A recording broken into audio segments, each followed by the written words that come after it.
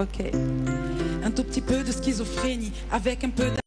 Je me demande comment j'ai fait pour échapper à la folie. Une grosse mélancolie, avec un peu de magie. Ça fait que dans ma tête, je me suis créé mon paradis. Comme souvent je souris, on me prend pour une abrutie. Mais quand on me titille, je joue le jeu, on voit qui est qui. Y en a qui me trouvent impoli, pour certains je suis trop busy. Pour d'autres je m'en la bête, je fais genre je suis busy. On me reproche souvent d'être trop franche. Que veux-tu à notre époque, encore la vérité dérange. Malheureusement on ne voit que ce qui nous arrange. Mais moi je me gratte vu que ma bouche me démange. Que veux-tu Mouna, c'est tout un univers, toute une histoire. De la zik qu'info rap, tout un condensé de vibes. Que veux-tu Mouna? C'est un entier de contradictions. Un être torturé, victime de ses addictions. Je suis la Mounaya, métisse d'Afrique aux formes rebelles, à la peau d'ébène, je suis la Mounaya,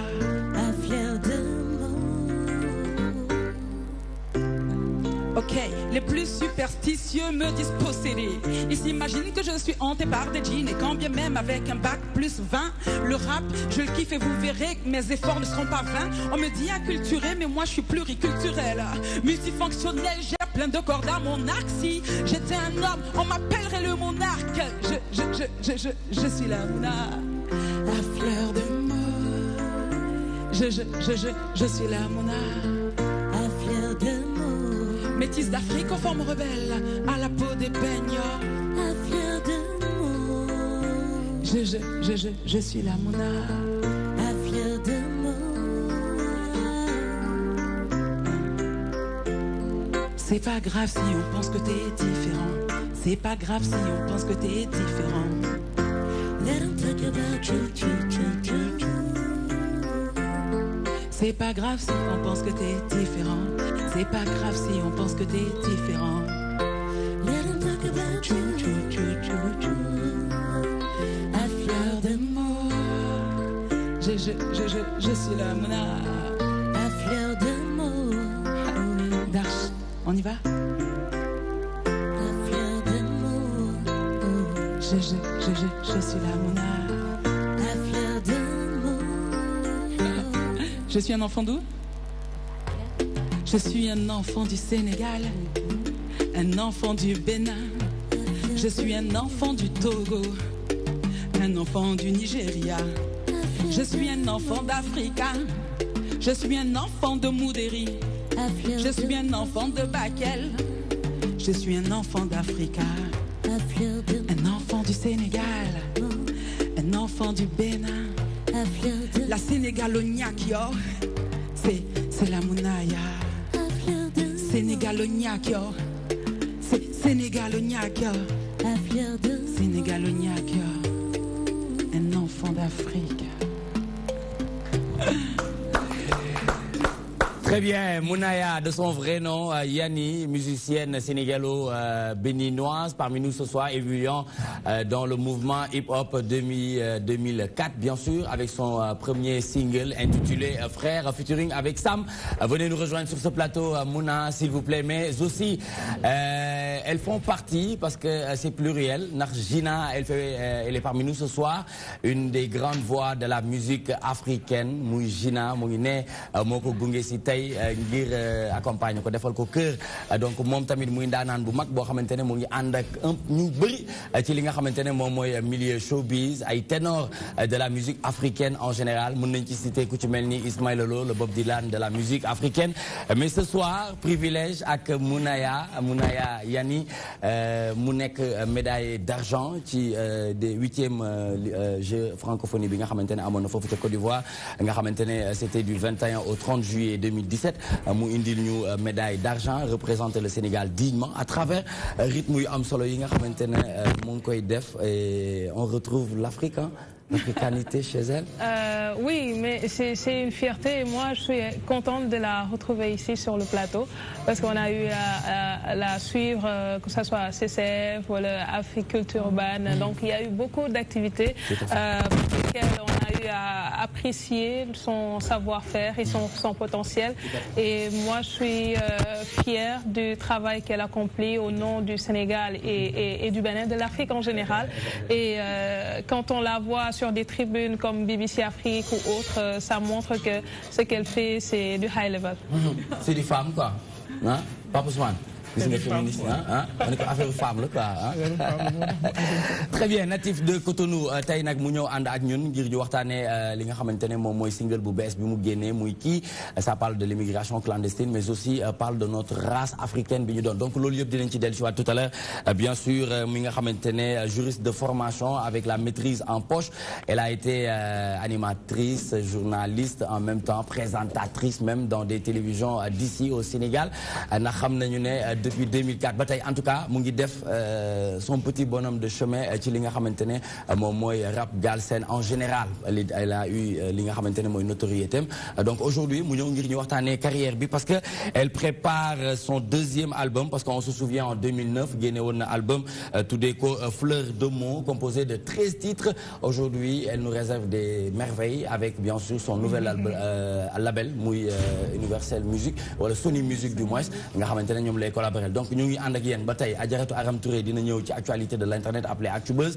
dinañu ànd ak Pape Ousmane Cissé ci lépp lu jëm ci actualité politique et sociale tey nag dinañu waxtaanee wàllum littérature dem bu baax a baax ci li nga xamante ne moom la ñu am tey ndax am nañu invité de marque encore une fois dans toi-même tu sais ci kanam tuuti dinaa leen ko présenter mais dinañu ànd ak Awa Ba dans sa chronique culture comme elle a l'habitude de faire tous les lundis mu ñëw ci wàllum culture ngir waxtaanee lu amati solo rek comme les nouveautés yi nga xamantene génn na mais aussi dalal gan bu mag boo xamantene Alaaji Sala Bigué Ndiaye ci kanam tuuti moom laa bëgg mu dugal gan boobu wax turam wax li nga xamantene jot na ko ci xam parce que ndaanaan la te it ñun sénégalais en tant que jeune def na suñu fierté Abdoulaye Ly l'homme de la technologie moom it mu ngi ak ñun dina ñëw ci kanam ngir def le cracking mais aussi voudriez-vous d'un mini robot chenille dans votre corps donc loolu dinañ ci ànd bien sûr avec l'homme de la technologie Alaaji Sala Bigué Ndiaye gis nga affaire yaa ngi nii ñu wax ko waxtaanee Mounaya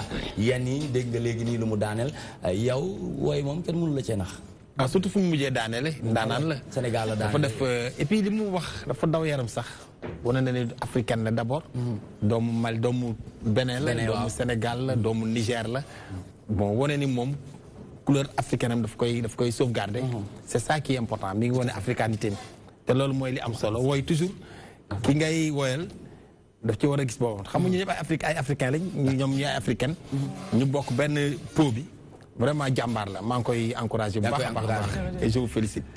Très bien merci beaucoup Ibrahima mën nga xool fii wala Cheikh mu xool lii nga xamante ne moom laa yor muy livre boo xamante ne nag livre bu bees la livre bi nag ki ko bind dafa mel ni mu ngi doog a bind livre nag waaye li mu ci wax mooy jàmm Sénégal muy loo xamante ne pour une première monsieur Alioune Ndiaye mi nga xamante ne tey moom la ñuy dalal sur le plateau Alaaji Sala Bigué damay bëgg ñu tàcc ko parce que man damay kontaan venez s'il vous plaît hein l'ex-présentateur ou l'ancien présentateur du grand rendez-vous nga xamante ne gars yi ni lañ doon duggee on se souvient ni lañ doon duggee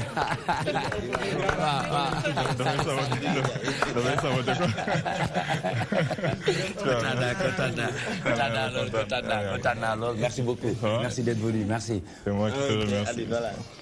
Alioune Ndiaye il se nomme moom nga xamante ne nee na le Sénégal est un État qui marche à l'envers pour prétendre à un quelconque développement il devra obligatoirement procéder à une inversion de sa posture à un wëlbati salvateur revenir à l'endroit implique pour le peuple sénégalais de savoir qui il est d'où il vient et où il va. Cela implique également de revenir à un paradigme théisme qui lui seul peut garantir une performance de l'éthique et de la morale dans la vie publique. Seule une loi transcendante pourrait être à l'abri des modifications et d'amendements intempestifs n'ayant comme objectif plus ou moins avoué que la préservation d'intérêts particuliers. Âgé de 49 ans, ma bàyyi la nga yeggali la biographie. Non mais Nicolas, en général, ñi lire 4e de couverture, mooy ñi lire le livre. quoi. Donc je te soupçonne de ne pas avoir lu le livre. Très bien. Moi tax ma teel a wane sama bopp. Parce que dama ko jagleel Awa Ba jagleel ko Pape Ousmane ak ki nga xamante ne moom mooy Adjaratou Aram Touré. bu ma waxee nekk ne def nga un grand remerciement en tout cas à l'endroit de maman et de papa.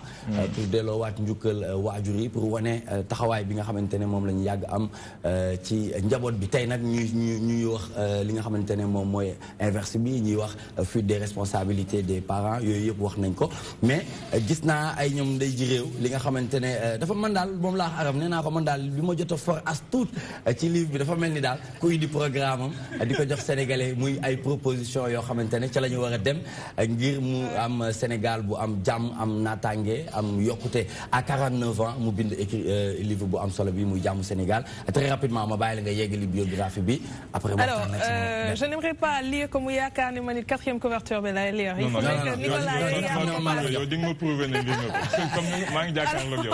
Très bien. Alors je vois ici Alioune Ndiaye, administrateur de plusieurs sociétés allant de l'informatique à l'audiovisuel en passant par le BTP et l'intérim, titulaire d'un MBA exécutif bilingue de l'Université Polytechnique Ouest-Africaine. Il a été pendant 6 années concepteur, producteur, présentateur de l'émission Grand Rendez-vous sur 2S. Nga xam ne dama doon nekk ci couloir yi di leen bàyyi xel. Donc j'ai été également à 2S et c'était avec beaucoup de plaisir lañ leen doon suivre.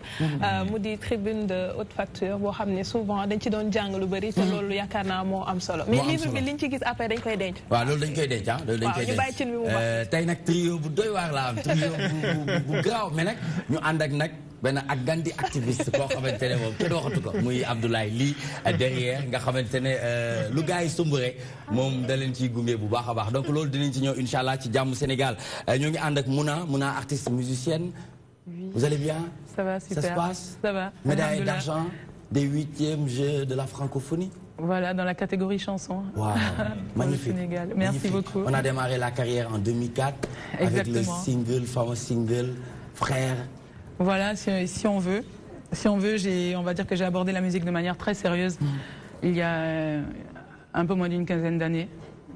Voilà, et Frère, le single dont vous parlez, c'est sorti au Bénin dans un label de jeunes dont je faisais partie qui s'appelait le Takakro. D'accord.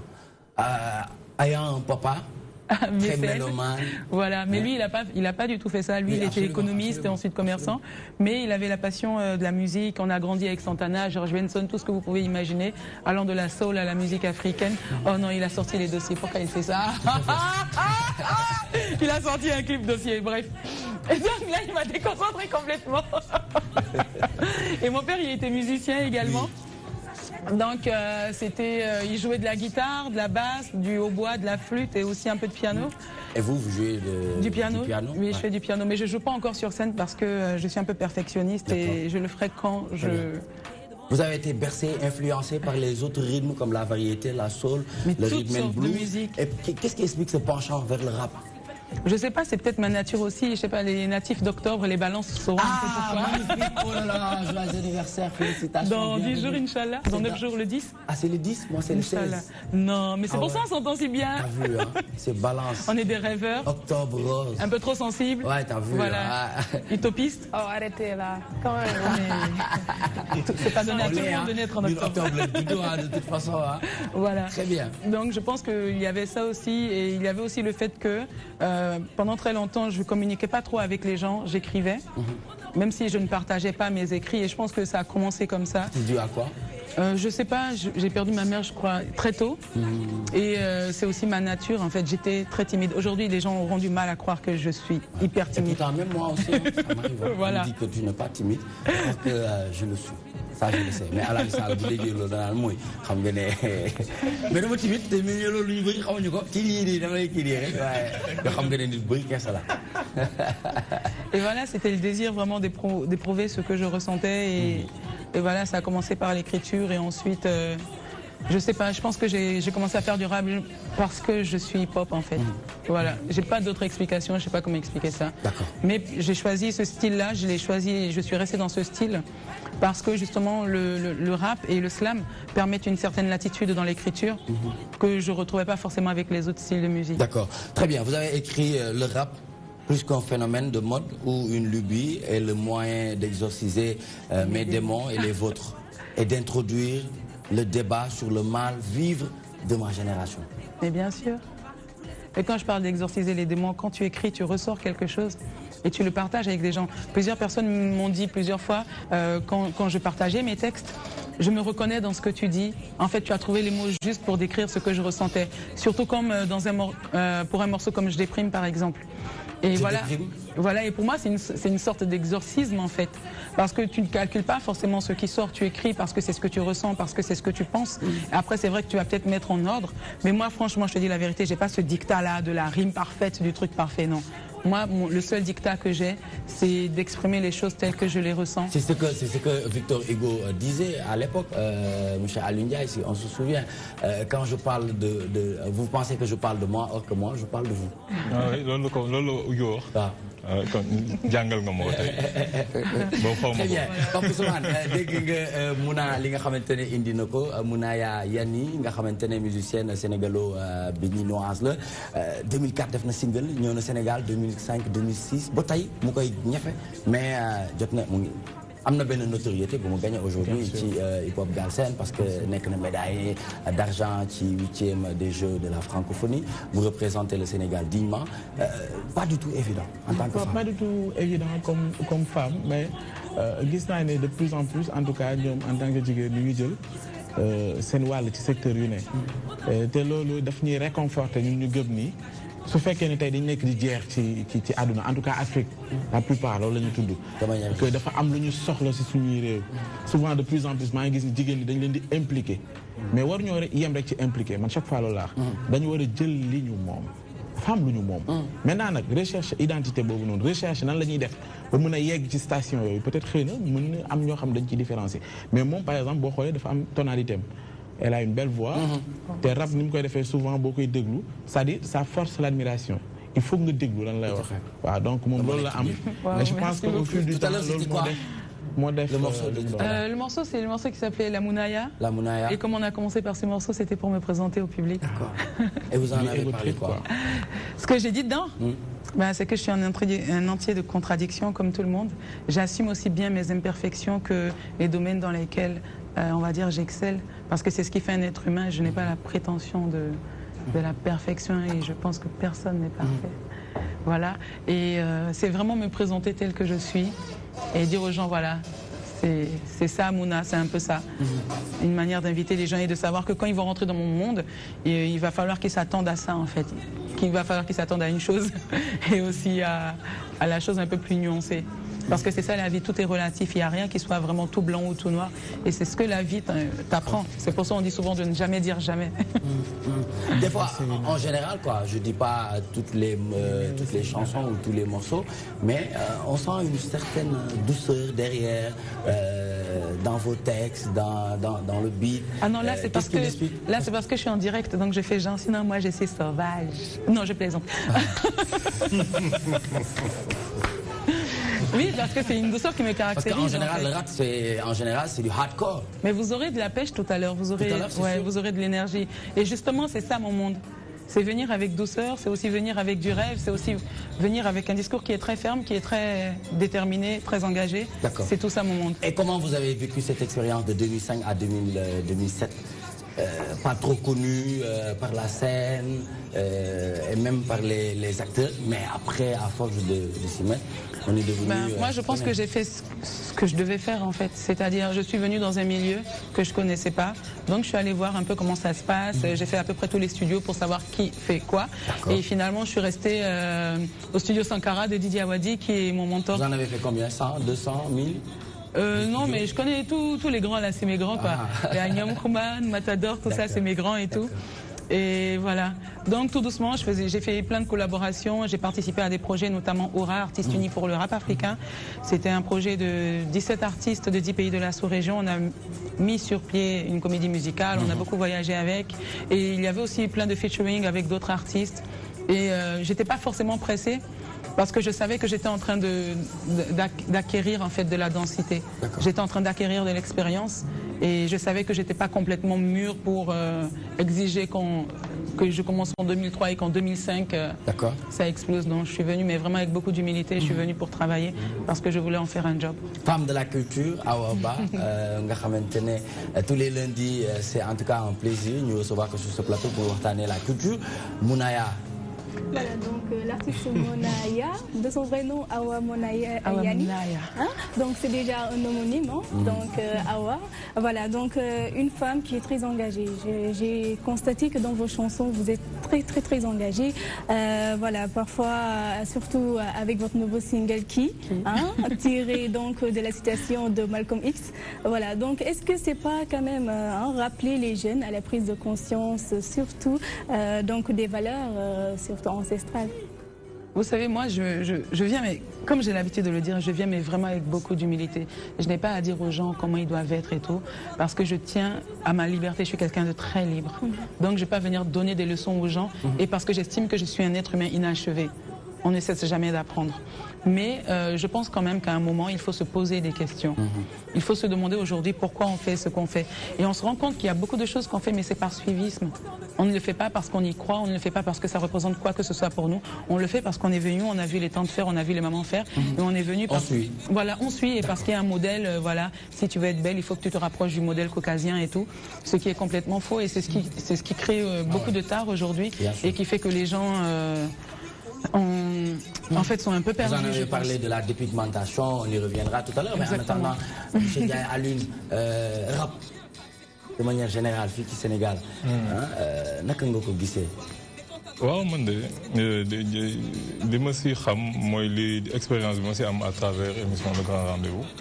defe naa rappeurs yi bu dee ëppul si ñu si invité xam naa ne c'est une bonne partie de nos invités. mën nañoo wax loolu tamit de. waaw ñu invité fii ci rapport. li koy jur mooy que ñoom defe naa si waxuma sax si acteurs culturels yi mais si citoyens yi ñooy gën a produire defe naa ñoo ëpp ñooy ñiy gën a xalaat sax parce que bu ñu xool intellectuel yi si la ëppee parce que intellectuel du universitaire du jàng kese intellectuel mooy koo xam ne xel yaa ngi koy utiliser parce que xel moom xalaat lay jëriñ bu baax donc ñoom dañuy xalaat bu baax dañuy xalaat ci seen texte yi mais dañuy xalaat parce que man booy jëflante ak ñoom si plateau yi ngay xam ne am nañu bagage voilà c'est des gens yoo xam ne c'est de grands intellectuels bon il y a toujours le revers de la médaille am na loo xam ne ñoom nañ ko siy boole parce que bon culturellement nañu jàpp ne hip hop noonu la war a jóge mais loolu tamit da ngay réeré ne lépp fii la jóge non côté même si wax parfois mu am ay écart de langage parfois mu am ay yenn gisin yoo xam ne da ngay jàpp ne moom ak rap bi moo ànd fekk mën na bañ a ànd. mais attention rap ak ay clash ñoo ànd tamit waaw loolu boo bëggee mu ànd rek mu ànd parce que loolu c'est bokk quoi. non loolu reprendre ay kii la ay clichés américains. c'est-à-dire que comme ñoom nañ koy def. parce que parfois day tax affaire bi gën a jar ay jeu de rôle rek xam nga léeg-léeg. pour indi ay buzz comme ni gars yi wax ay jeu de rôle. faire le buzz quoi. voilà ma clash la nga clash ma après ñu génne livre ñu génne disque bi mu jar quoi. dëgg day daal la borom sikki bi ak borom lunette yi. non man moom mosuma def buzz. yaay def buzz man moom mosuma def buzz. xam nga ñi def buzz en général. buzz dafa droitement ou gauche. mais non mais ñi def buzz en général ñoom duñ ko xama fekk ñoom ñooy def buzz. non kon ma xam ko parce que man bëri na. buzz da koy xam de da koy yëg tuuti de Abdoulaye Ly Mouna parmi nous ce soir gis nga ni nga xamante ne moom lay liggéeyee à travers sa carrière indi na label bu mag muy Sony mu ànd ak moom war a def son deuxième album bi nga xamante ne defoon na premier Fleur de Mots. Mouna man bon yàgg na ba ma koy suivre parce qu'on a beaucoup d'amis en commun. les Nix voilà les Ina Mamito Nakamura. Donc elle m'a marqué depuis longtemps parce que comme moi je suis actif sur les réseaux sociaux, elle aussi elle est active. Elle ne passe pas inaperçue là-bas, donc elle fait de la musique très moderne. Pourquoi elle passe pas inaperçue? Parce qu'elle a beaucoup d'amis qui partagent ses sons, etc. Donc elle fait un excellent boulot, franchement parler. Lini bête moi ci mom manquez suivre, peut-être mom elle n'est pas au courant mais manquez suivre parce que exactement. Voilà, c'est ça en fait. On a beaucoup d'amis en commun. Machallah, elle fait un excellent boulot. Malheureusement méconnu du public sénégalais parce que ñom ils ne sont pas trop à cheval sur ce qui se fait sur Internet. Elle bosse sur Internet, donc côté numérique. Donc, je suis très honoré de partager ce plateau avec elle. Donc, mais je suis très content et courageux. Merci beaucoup. Très bien. Question, contribution, Aram Touré? Alors, j'ai vu quelque part un son où elle a fait, qu'elle a fait avec des artistes sénégalais, où elle, disons, mettait l'accent sur un discours contre le franc CFA. Bah, qu'il y a une plateforme qui est ici, la coalition Nos APE et également franc CFA. Et on les voit également s'engager sur ce terrain-là pour des gens qui veulent aujourd'hui exporter leur musique et espérer pouvoir avoir une plus grande audience au niveau international. Est-ce que quelque part, c'est pas risqué de se lancer dans ce créneau-là si on risque quelque part de faire fuir des investisseurs? Mais c'est risqué de vivre en Afrique. On a une sécurité illusoire. Chaque jour, on vit avec le risque. Donc, il y a quel autre risque? Et 7 minutes contre les CFA, vous parlez du projet 7 minutes contre les CFA, c'est vrai que ça a été fait avec des artistes sénégalais, des artistes du Mali, de la Côte d'Ivoire, de la France et tout, parce que, même de la France, parce que aussi les Occidentaux doivent s'approprier ce combat-là. Et à un moment, moi je pense qu'il ne faut plus avoir à se dire, bon, est-ce que je vais faire des scènes, est-ce que je ne vais pas faire des scènes? Moi je vous dis la vérité, j'ai fait des études, je ne suis pas dans le rap parce que franchement j'ai rien d'autre à faire, je suis polyvalente, franchement, mais sans prétention aucune, je peux faire 15 000 autres choses, quoi. Mais j'ai remarqué que dans ma communication avec les gens, j'arrivais à susciter quelque chose en eux, j'arrivais à susciter une lumière. Et je me suis dit que ça, c'est quand même, moi j'ai pris ça comme une bénédiction de Dieu. Et si je dois mettre ça à profit, toujours dans mes rapports avec le public, ce sera en disant, en apportant la bonne parole. Et aujourd'hui, on dit qu'on fête les indépendances, mais on n'est pas dans des États souverains parce que la monnaie fait partie de la souveraineté des États.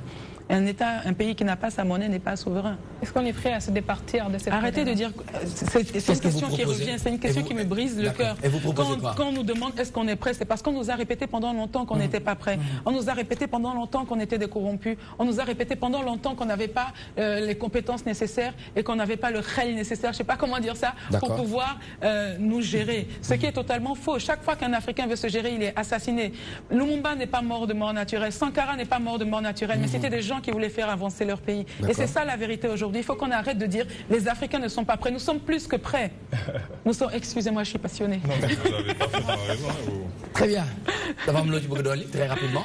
Non, c'est que qui bu ma si waxee dara day mel ni damay commenter sama livre. D'accord, très bien, voilà. Donc baax na kon dinañ ci en phase avec elle. dinañ ci ñëwaat léegi inchallah dinañ ci ñëwaat. En tout cas, merci beaucoup. Hein? Non, mais non comment. Non comment. Très bien. Tout de suite l'actualité de l'internet appelée Actubuzz, c'est maintenant.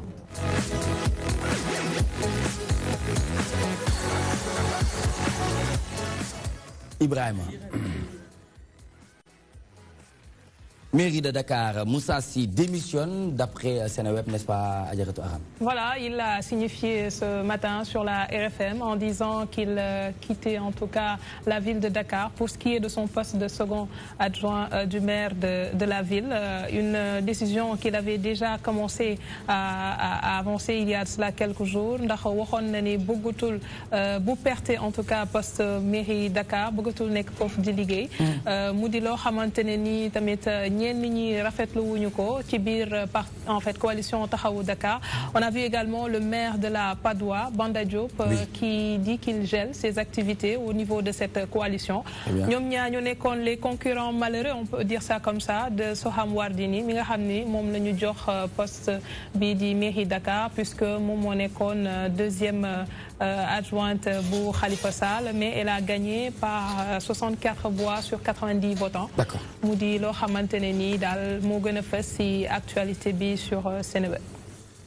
mu nekk loo xamante ne Pape Ousmane gor ca kàddoom moo ko waxoon yegg nañ ci. def na ko lan mooy analyse bi. mais bon li ma jàpp ku mel ni Moussa Sy pour man dafay au-delà de sax liñ doon xëccoo ci mairie bu Dakar bi yegg si moom pour man nit la koo xam ne day wër boppam. parce que boo xoolee ku mel ni Moussa Sy dafa xaw a maanaam posture am dafa bokkut ak ñeneen ñu bëri. koo xamante ne am na loo doonoon ci parti démocratique sénégalais bi benn moment wàddi wàcc à un moment donné on te retrouve ci Taxawu Dakar ci yenn posture yi mais ci diggante bi aussi ñu ngi jëm ci présidentielle bi te kooku moom ku mel ni Moussa Sy il est très écouté au niveau des Parcelles Assainies en tout cas banlieue d'une manière générale ci xam fan lay féete jusqu'ici on ne sait pas si il est avec le pouvoir on ne sait pas également est-ce qu'il est prêt avec l'opposition soo ko xoolee ci taxawaayam c'est quelqu'un koo xam ne à chaque fois dafay privilégier li mu gëm maanaam tout le temps dafay privilégier li mu gëm li mu yaakaar donc ku mel noonu tey bu defee lu ni moom liberté am da koy waaw dafa mel ni waaw parce que xam nga dañu di gens yoo xam ne seen inspiration yëpp ñu ngi koy jëlee ci ku mel ni Nelson Mandela soo gisee sax même plateforme bi mu jiite xaw ma parti la xaw ma mouvement ANC boo ko déggee ANC automatiquement sa xel ci loolu lay dem donc ñoo xamante ne plus ou moins dañuy xaw revendiquer seen liberté bi ñu am dañ koy bëgg également imposer ci langue politique bi ñu nekk donc je comprends parfaitement. Abdoulaye Ly la vie politique bu Moussa Sy loo ci xalaat ginnaaw démissionné na foofu ca mairie de Dakar. bon dama koy féliciter parce que déjà def na acte bu rare ci politicien maanaam nga wax ba pare jëfee ko. parce que la plupart d'entre eux dañuy wax gauche jaar droite. donc dama koy féliciter donc il s'est démarqué de ses amis politiciens mais li nekk ci ginnaaw ñun loolu la ñu war a lijjanti pourquoi mu démissionné peut-être que manque de confiance la dafa yaakaaroon ne moom moo gën a taxaw Soham Wardini qu'il va gagner ba mu taxaw ne suñ ko gagné dafay démissionné donc muy affaire bi nga xamante ni war nañ ko lijjanti. Deuxième chose am na fu ma liiroon quelque part que il a transhumé.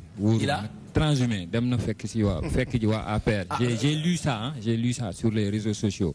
ba am ñu ko doon confirmer je sais pas si c'est vrai ou non si c'est le cas. ñu ngi koy courtiser wax nañ ko ci presse bi ñu ngi koy courtiser ku ci mel ni Mbaye Ndiaye woon ko ne am na fa place parce que soxla nañu cadre bu toll ni moom. waaw bon xam nga actuellement bon le président Macky Sall dama koy méngale ak président club bu Paris Saint-Germain. Nasser El Khelaifi parce que ku mu bëgg recruter rek da lay recruter. il a les moyens il a les moyens de. fekkul ne gars yi amuñu idéologie gëmuñu dara amuñu ci li ñu taxaw mooy li Pape Ousmane wax dañuy il se cherche. mais lépp koo xamante ne moom gis na boppam ba noppi. xam nga dañ naan NTS. nouveau type de Sénégalais. les nouveaux types de politiciens. pour les recruter soxlawul idéologie soxlawul dara. assurer leen que suñu ñëwee dinañ am luñ soxla point final gis nga ñii nii. askan wi taxu leen jóg. encore une fois il faut Sénégalais yi yeewu bañ di përëx rek di tëb ci nit yi sans pour autant nga xam ban idéologie moo nekk ci ginnaaw. parce que gis nga chaque jour ñu woon ñu ne lijjanti wuñu c'est pas leur problème. donc nañ yeewu quoi. Très bien. C'est le savant berger Abdoulaye Ly qu'on retrouvera tout à l'heure, Inch'Allah, qui chronique high-tech, le cracking. Voudrez-vous d'un mini robot chini de votre corps? Mon ay affaire yu compliqué régler Abdoulaye. Yo technologie Abdoulaye, il faut que régler hein. Aladji, est-ce que tay ci kaw Moussa Sy bi du ñak ñanki? Duñ ci lire lool tamit. Non, du ñak ñanki. Waaw. Mooy tey ñu gagné woon ko mu ne ni ngeen ma gagné. D'accord ci loolu mooy ñànki. mais léegi nga bokk ci benn jongante. ñu gagné la ci nga bàyyi loolu luñ ko mën tuddee. mais loolu mooy li may wax toujours nit ñi nañu jàng démissionné su fekkee li mu woote dëgg la ci moom man dama ko ci naw parce que waxoon na ko avant ne woon bu ñu ko gagné damay bàyyi. loolu lu ma koy naw la mais li Abdoulaye wax aussi. li ci ginnaaw. est-ce que nekkul aussi bi ñuy dem ci compétition bi ni ñu leen doon clashé foofu moom ak le tour là. Banda Diop. est-ce que aussi loolu taxul mu gis boppam voilà. est-ce que tamit préparé wul pour président tàllal ko loxoom mu tàllal ko loxoom. est-ce que préparé dañ koy préparé loolu tamit. mais bien sûr mais lépp lay da nga koy waaj. ah bon attention ku mel ni Moussa Sy li Abdoulaye wax dëgg la de. mais la moo tax mu bàyyi xanaa moom Sénégal taxu ko jóg. non mais c'est-à-dire Sénégal mën na ko taxu jóg mais mënoo toj nen yi mënoo omelette doo toj nen yi. d'accord mënul li mu yor xaw ma ONG la xaw ma mouvement xaw ma mouvement. mënut a yor réew. Moussa Sy. léegi nag lan mooy problème bi léegi nan ko dégg la ba xam fan la wànn di mu jékki gëtam. d'accord parce que nee na dina def déclaration bi nag ci li muy wax parce que mënoo jiitu nit ki ci xelam mais dégg naa ñu aussi am na lu mu war a préparé ko tudde Mbaye Ndiaye ba am na sax ay gars yu jóg xam nga da ngay déglu yu bëree bëri daal mu mel ni daal moom am na joxoñ na fi mu jëm waaye comme bu ñu ko jiitu ci yëfam nañu bàyyi ba mu def déclaration ba pare rek lu ci mën di doon rek daal na doon intérêt Sénégal parce que ñoom ñëpp ñoo bokk réew mi te yaakaar naa ku ci jóg pour liggéey réew mi am nga droit far fii am nga droit far fii mais l'essentiel foo nekk na nga liggéey Sénégal loolu mooy li ci am solo moom moo ci li ci am solo évolution politique sénégalaise bi nag nga ko gisee ci échéance politique élection yu ñu jëm jóge nañ ci ay référendum jàll nañ ci parrainage tey ñu ngi wax élection présidentielle gis nañu ni opposition beeg pouvoir bi jaxasoowee en tant que citoyen ban bët nga leen di xoolee rawatu ci dolli cas bi nga xamante ne dégg nañ ko léegi nii mu jëm ci Moussa Sy démissionné foofu ca mairie de Dakar. bon man bët bi may xoolee politique bi kon politique politicienne c'est-à-dire que bëtu jaaxle quoi laa koy xoolee pas par rapport ak ñoom mais par rapport ak ñun c'est-à-dire que. ñun bu ñu mënee toog ci réew moo xam ne ñun ñëpp ñoo ko bokk ñu nangu ñu def ko ay pàcc parce que pàcc yi mooy parti yi nga xam ne ñoom ñooy diriger te ku ci nekk booy diriger sa parti bi nga nekk moom ngay farataal. quoi qu'on dise. ku bëgg dara sax il faut nga fekk ci moi parce que c'est comme ça. c'est la règle bi loolu la je crée mon parti pour prendre le pouvoir et pour le conserver. D'accord. loolu mooy règle yi.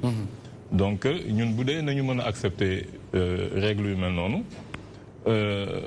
foog mu am problème parce que ku moomee rek ñeneen ñu ngi toog si suuf di xaar nga jóge fi ñu jël sa place wala ñu fexe noo xam ne noonu nga fi jóge donc su boobaa dañuy nekk si benn. mais ba mu ànd ak xel ak compétence.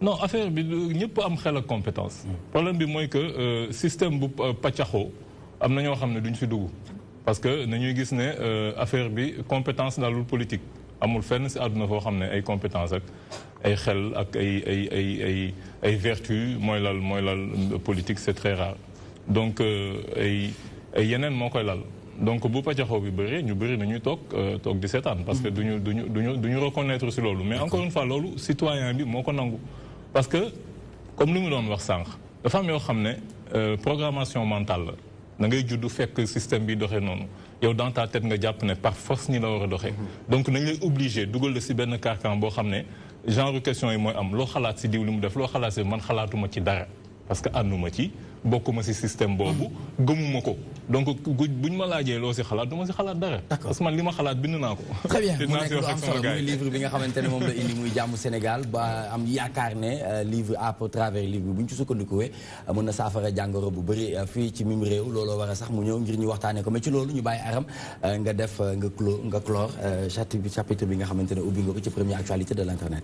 Wow, c'est juste pour rejoindre ñu bëri la ñu wax fii parce que de manière générale coalition taxawu Dakar quoi qu'on puisse dire chef de file bi Khalifa Sall la donc Khalifa Sall tey mi ngi si ay conditions yoo xam ne peut-être ñenn ñi ils ont des ambitions yu ñu bëgg a exprimer mais qu'ils ont du mal à pouvoir laisser sortir parce que fi ñu nekk mayu leen ko donc loolu lii rek lay indi et quelque part bon c'est une victoire certes de Soham Wardini mais une victoire boo xamante ni elle est tentée su fekkee da nga war a am ñenn ñu bàyyeeku si groupe donc loolu noonu encore une fois dañ koy décrire rek di xool ne dafay baax ñuy bàyyi xel ñi nekk ci groupe ku nekk mën di joxe xalaatam bu ko defee bu ñuy tànn kenn bu ci ñëpp di topp mu nekk loo xam ne day consensuel.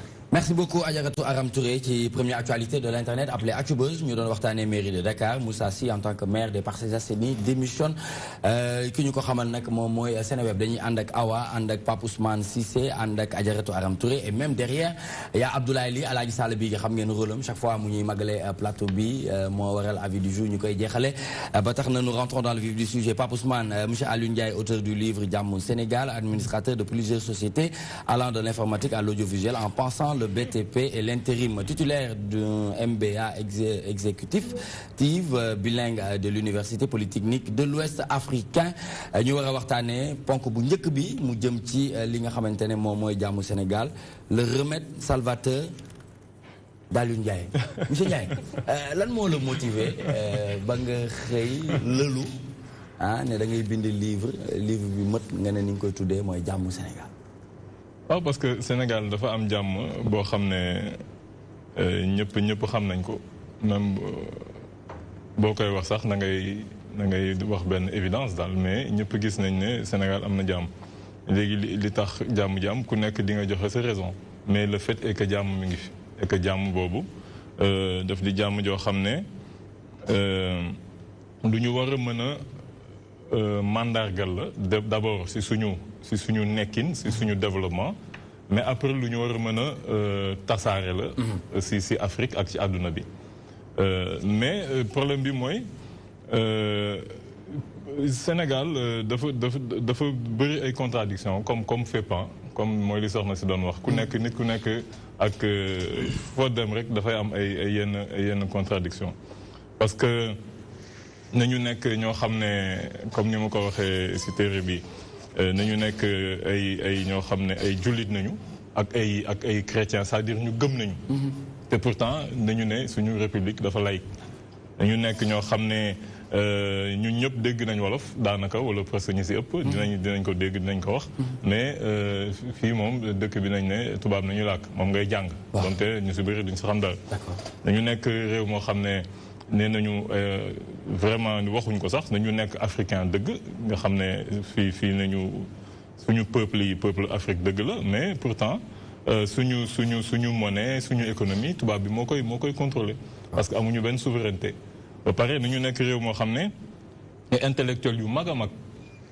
moo fi jaar loolu kenn tam mënu ko mim waaw mais néanmoins suñu classe politique ñoom seen bopp nee nañ nañu médiocre Idrissa Seck moo ko wax la classe politique dafa médiocre donc lépp lu si am c'est-à-dire ni mu ko waxee sax moo jaar yoon c'est-à-dire benn honnêteté bu doy waar parce que comme nañu médiocre lépp lu ñu lal lépp lu ñu si lal dafay médiocre benn ponk rek laata ñuy ubbi yaatal ak Awa nga wax ñu benn ponk rek ci médiocrité boobu nga xamante ne non xam nga su boobaa damay def booy seetlu téere bi defuma si jugement de valeur en fait parce que man bëgguma loolu mais vous avez parlé tout à l'heure de médiocrité. Non, Idriss Seck moo ko wax, dama ko cité. D'accord. Dama ko cité bien que ànd naa si mu wax. Non mais non ni mu ko waxee moo jaar yoon lan laa wax. Très bien. Parce que médiocrité mu def na règles yi ñooy médiocre c'est-à-dire que booy xool politique chaque fois boo demee bay am yaakaar parce que ñun génération 88 lañu. donc nañu amoon ay yaakaar. depuis boobu ba l'an 2000 ñu ne alhamdulilah li ñu yaakaaroon ñëpp fu mu toll nii moom bu ñu neexee sax. di waa ji waxoon naan la France est champion du monde on peut mourir heureux. waa ji faf dee na sax déggante bi mais bon ñun du waxee ko foofu mais le problème mooy que année boobu ñun jàppoon nañ ne alhamdulilah mais on voit que non. parce que c'est comme li ñu naan le mythe de Sisyphe xam nga Sisyphe mooy waa joo xam ne day gàddu xeer bi si suufu montagne bi. di ko yéegal ba si kaw bu ko yéegal ba si kaw mu wàcce waat di ko yéegal ba si kaw kañ la siy jógee. c'est-à-dire que ñun loolu la répétition parce que système bi si boppam. mooy système boo xam ne. yéen xel nanguwu ko daal. d'accord xel nanguwu ko. da nga gis sa bopp ci langue politique bi. non yow lire sama livre moo tax. non mais laaj ko parce que ay. waa déedéet waaw xam nga balaa moo neex kay nga laaj leen ko ñoom. am na benn Sénégalais bu toog këram ne nii kii mooy borom grand rendez-vous dafa gis boppam ci politique. waaw mais kooku non kooku bu seet na émission bu mu jeex. moom dina xam. très bien Awa Ba. Voilà donc dañuy démarrer un peu sur l'identité culturelle parce que gis nañ ne vous avez énuméré quand même les qualités du peuple sénégalais vous avez parlé du fit jom muñ. Kersa doylu c'est à la page 14 mais man li ma bëgg a xam mooy qualité yooyu bu fekkee ne mu ngi ci Sénégalais yi lu ci mel ni fit jom surtout muñ ñu gis lu ci mel ni immigration clandestine les jeunes maintenant qui s'adonnent yow loolu nan nga ko mën a expliquer. waaw loolu c'est très simple parce que réew moo gis li koy doxal si njiit yi lay nekk xam nga njiit mooy doxal réew moo koy yor lépp lu fa am moom moo koy impulsé. donc jeunes yi tamit ñoom amuñu lu dul seen ambition ak nu ñu bëgg a gisee seen at nu mu war a doxee parce que seen jom nañu am en fait. parce que mooy tax ñu bëgg a dem foo xam ne dinañ mën a tekki wala xalaat nañ ne dinañ fa mën a tekki. donc ñoom ay victimes nañu. ñoom du question nañu ñàkk jom du question nañu ñàkk muñ mais gis nañu fii loo xam ne muñ nañ ko ba sonn mënuñ si génn xëj na jafe na benn jafe ñu won leen ne xëj na boo demee. dina gën a baax donte du demee noonu mais ñoom seen yaakaar rek nañu demee mais c'est des victimes ñoom. D'accord comme ba tey bu waxee tamit ba tey ñu des ci valeurs yi parce que quand vous posez la question nga ne peuple sénégalais surtout les jeunes dañu war a xam ñoom ñooy kan fan lañ jógee ak fan lañ jëm yooyu est-ce que vous pensez réellement que retour aux valeurs yooyu noonu dina mën a nekk surtout au XXIe siècle bi nga xamante ne les jeunes s'adonnent maintenant avec la nouvelle technologie d'information et de communication gis nañ ne ñoom ils sont plus sur l'internet ba pare attitude par exemple américaine yi la ñuy jël voilà approprier ko seen bopp ngeen foog ne attitude yooyu noonu est-ce que jeunes yi dina mën a retourner aux valeurs ancestrales. non c'est valeur ancestrale moom amul valeur rek la. valeur bi nekkoon si ancêtre yi moo fi nekk ba léegi. ce sont c'est des valeurs qui sont pérennes loolu moom tant que nit mi ngi nekk nit rek valeur nekk mais man alhamdulilah bi ma nekkee wetu Muna. moom daf may question bi moom jëmmam rek da koy tontu. parce que sànq ba léegi wan la ne jeunes yi gëmuñu lii ngay wax nii. c'est-à-dire que malheureusement nañu nekk foofu si c'est normal. comme li ngay wax système avec. Maintenant 21e siècle les médias les technologies on a une minorité visible boo xam ne ku ñëw rek par exemple boo ñëwee Sénégal yow li ngay njëkk a xool mooy li ngay gis ci télé yi ci médias yi après nag boo demee da nga naan Sénégal lii la fekk Sénégal du loolu parce que minorité visible bi moom lañ lay won d'accord c'est ça le principe bi may wax mooy wëlbati parce que wëlbati nekkul jàllar bi nekkul jaxase wëlbati mooy ñi féete kaw waruñu féete kaw ñoom waruñu féete kaw xaw ma fu ñu war a féete mais du ci kaw. kon maanaam yëf yi dafa juutu très bien donc loolu boo ko wëlbatee rek. après nag da nga naan kon ndake Sénégal li yëpp ngi fi parce que nit yu baax yi ñoo fi ëpp. d'accord très bien ñu ngi ci sous-titre bu am solo Pape Ousmane jëm ci jàmmu Sénégal de l'identité culturelle à l'éducation pour un nouveau type de citoyen moom la ñu nekk di aborder parce que dañ ko bëgg def ci ñaari wala ñeenti ponk yu am solo ngir décortiquer livre mais fii Awa jukki dafa am solo li tax mu am solo mooy déterminer la suite mooy d'abord nit ki c'est-à-dire nit ki nañ ko war a tàggatee nga wax lu am solo boo ma ko mayee ma lire benn passage pour mën la ci laaj da nga ni réconcilier l'Africain avec son histoire, avec ses origines, c'est par conséquent le réconcilier avec lui n'est qu'ainsi renforcé qu'il pourra être en symbiose avec son moi profond. Nga ni qu'il pourra vivre en paix avec son frère, permettant dès lors à l'Afrique de mettre fin à toutes ces guerres intestines qui, depuis des décennies, entravent son développement. Mais fi nga wax son moi profond dama gis ni en Afrique souvent dañu koy wax ñu ne mana gu bëri gi moo ñu indil li ñu am yëpp. fi ñu ci toll nii yëpp. booy wax ci moi boobu dama bëgg ñu taxaw ci moi boobu noonu profond lan nga bëgg wax exactement. waaw parce que foofu booy xool boo ñëwee tuuti paragraphe bi nekk un peu avant damay citer Fanon parce que wax bi Frantz Fanon. moom laay citer foofu. si livre bu mu bind si la révolution algérienne parce que Fanon c'était un psychiatre médecin la woon te médecin bu talentueux la woon moom dafa teel a génn àdduna 36 ans la faatu mais c'était un génie donc moom dafa bu mu nekkee Algérie da daan gëstu nit yi parce que psychiatre la woon di leen faj di xool nu ñuy doxalee muy gis ne réew mu ñu coloniser bu ñu la tënkee yow sa agressivité léeg-léeg si ay gént sa gént yëpp day agressif te agressivité boobu tam boo génnee yow na nga koy fi nga koy njëkk a woon mooy ki nga xam ne mooy sa frère parce que sa aliénation lu si bon mooy que nañ lay xeebloo sa bopp yow nañ lay xeebloo sa bopp ba yow dootoo bëgg sa bopp léegi nag yow boo bëggul sa bopp mënuloo bëgg sa frère mënuloo bëgg ton prochain parce que yow le nègre n'est pas bon baaxul xam nga mooy expérience bi ñu def xale yi aux États-Unis doon leen woon ay poupée bu ñuul ak poupée bu weex ñu ne ko ban nga bëgg bu weex bi lay jël xale bi xamul ñu ne ko ban moo baax mu ne bu weex bi kan mooy poupée bu bon bi mu ne bu ñuul bi te pourtant moom dafa ñuul ñu ne ko yow kan nga nuróol mu ne ko ñuul ki mais moom parce que gis nga programmation mentale xelu nit mooy koo xam ne bu juddoo cëram yëpp ay mët donte na ñuy tuuti mais mët nañu ba mu des xel bi mooy continuer di màgg ba muy am adolescence ba muy egg adolescence mu même plus donc nit yi nañu xam ne âge boobu boo si tënkee nit loo si dugal si bopp bi bu màggee foog loolu day des si biir bopp bi. mais foofu noonu bëgg naa fi taxaw aussi ci fexe par exemple li nga wax ni wëlbati. c'est-à-dire ci nit ki lan nga yaakaar ne par exemple mooy doon solution bi parce que li nga wax dafa am solo mooy moi bi mais naka la nit ki parce que dama gis si livre bi yëpp am na fooy tudd ni. ngay tudd borom bi. di citer Coran. di citer Yonent bi sallallahu alayhi wa sallam ci koo xam te ne modèle la. c'est-à-dire bu ñu yegsee foofu mën nañu jàpp ne yegsi nañ ci sëmamu solution. bu ñu ko bëggee am. foofu noonu est-ce que le moi boobu noonu ñuy wax dëgg-dëgg da nga koy rattaché ak xam sa borom wala. waaw xam sa borom moom c'est une obligation mais nañ la koy jàngal mais balaa nga. dañu lay jàngal waaw naka. xam sa borom nañ la koy jàngal. naka. parce que yow mi koy wax il faudrait que d'abord ñu xam fan nga jëm pour ñu mën a comprendre. parce que xam-xam ay niveau la. am na niveau boo xamante ne nii doone man la. non mais parce que bi ngay wax nii xam nga boo gisee plan wu livre bi mooy comme ni nga wax nañ lay wax fi nga jóge parce que tamit am na kenn ku ko waxoon ne balaa ngaa mën a gis si kanam da ngay gis si ginnaaw ba noppi plus ngay xool si mën a gis si ginnaaw plus nga mën a gis sa kanam donc ku la gëmloo ne xool sa ginnaaw da lay tardel rek kooku bëggul nga dem da lay nax parce que moom mu lay wax loolu mu ngi xool ginnaaw. bi ñu xoolee suñu ginnaaw. donc le problème tàmbalee. waaw mais waaw c'est-à-dire que. historiquement nga nettali lu ñu xam ci Coran bi. waaw loolu sax après avant propos bi la parce que avant propos bi booy seet.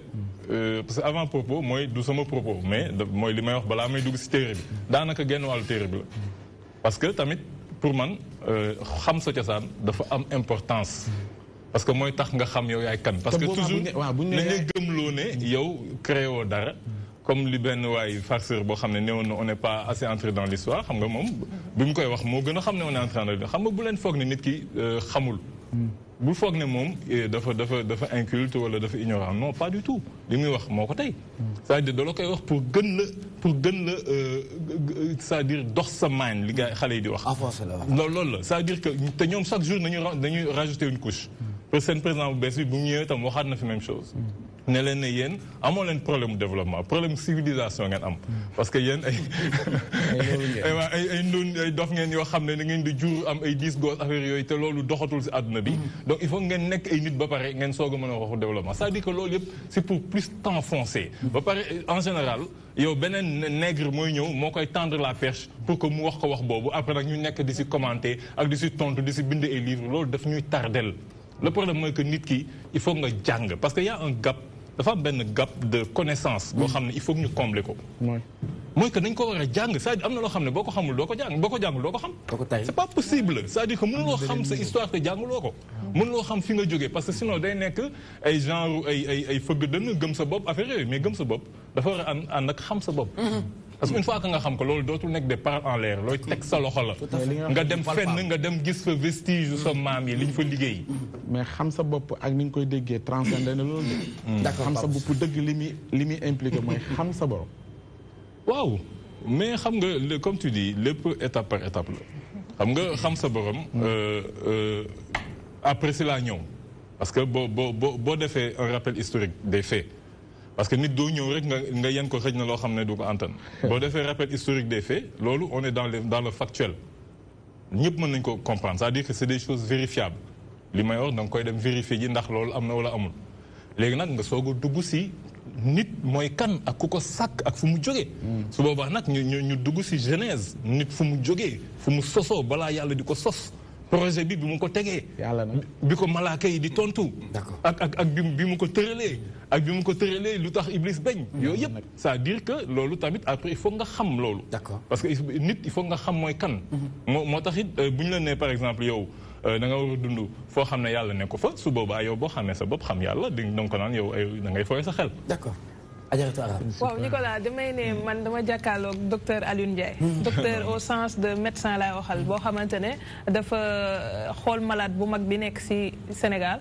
daal di koy diagnostiqué xool feebar yi fan la ba pare indi ci saafara waaye du yëpp lañ d'accord na am na yoo xamante ne jàpp naa ne Pape Ousmane du ma bàyyi ma wax leneen def nga fa alcool te fekk xëy na comprimé dañ soxla woon wala leneen ça c'est une appréciation mais benn question bu njëkk bi rek man quand j'ai lu le livre jusqu'à la fin dama ne Alioune Ndiaye li mu ñu bëgg a proposer comme solution tey wala comme remède pour saafara jafe-jafe yi ci réew mi temps bi mu ko jël si man bëriwul je vois 19 mars 2018 fin bi ma xool 23 mai quelque chose comme ça maanaam 2 mois la jël et quelques jours pour nga tënkal ñu li nga xam ne moo ñu dal ndax xeeboo métit bi non comme ni mu la ko waxee sànq ban pour man comme ni nga wax ay feebar yooyu non daf may fàttali benn kii bu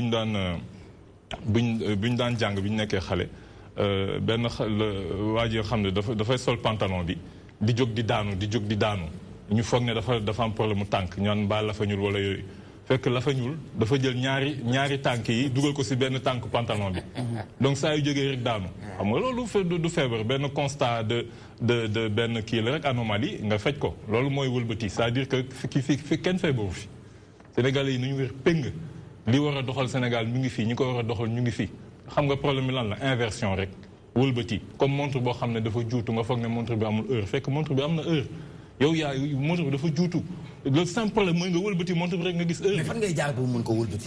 loolu bind naa ko parce que li ngay laaj dafa am solo parce que inversion dafa am axe d'inversion mooy li ngay sukkandiku pour inverser. wax naa ko fan nga ñëw. su ñu commencé si wàllu éducation. foofu noonu mën naa ne schéma bu ñuy proposé cela n'a rien à voir ak li nga xam ni moom la ñu fi bàyyil système colonial on va dire.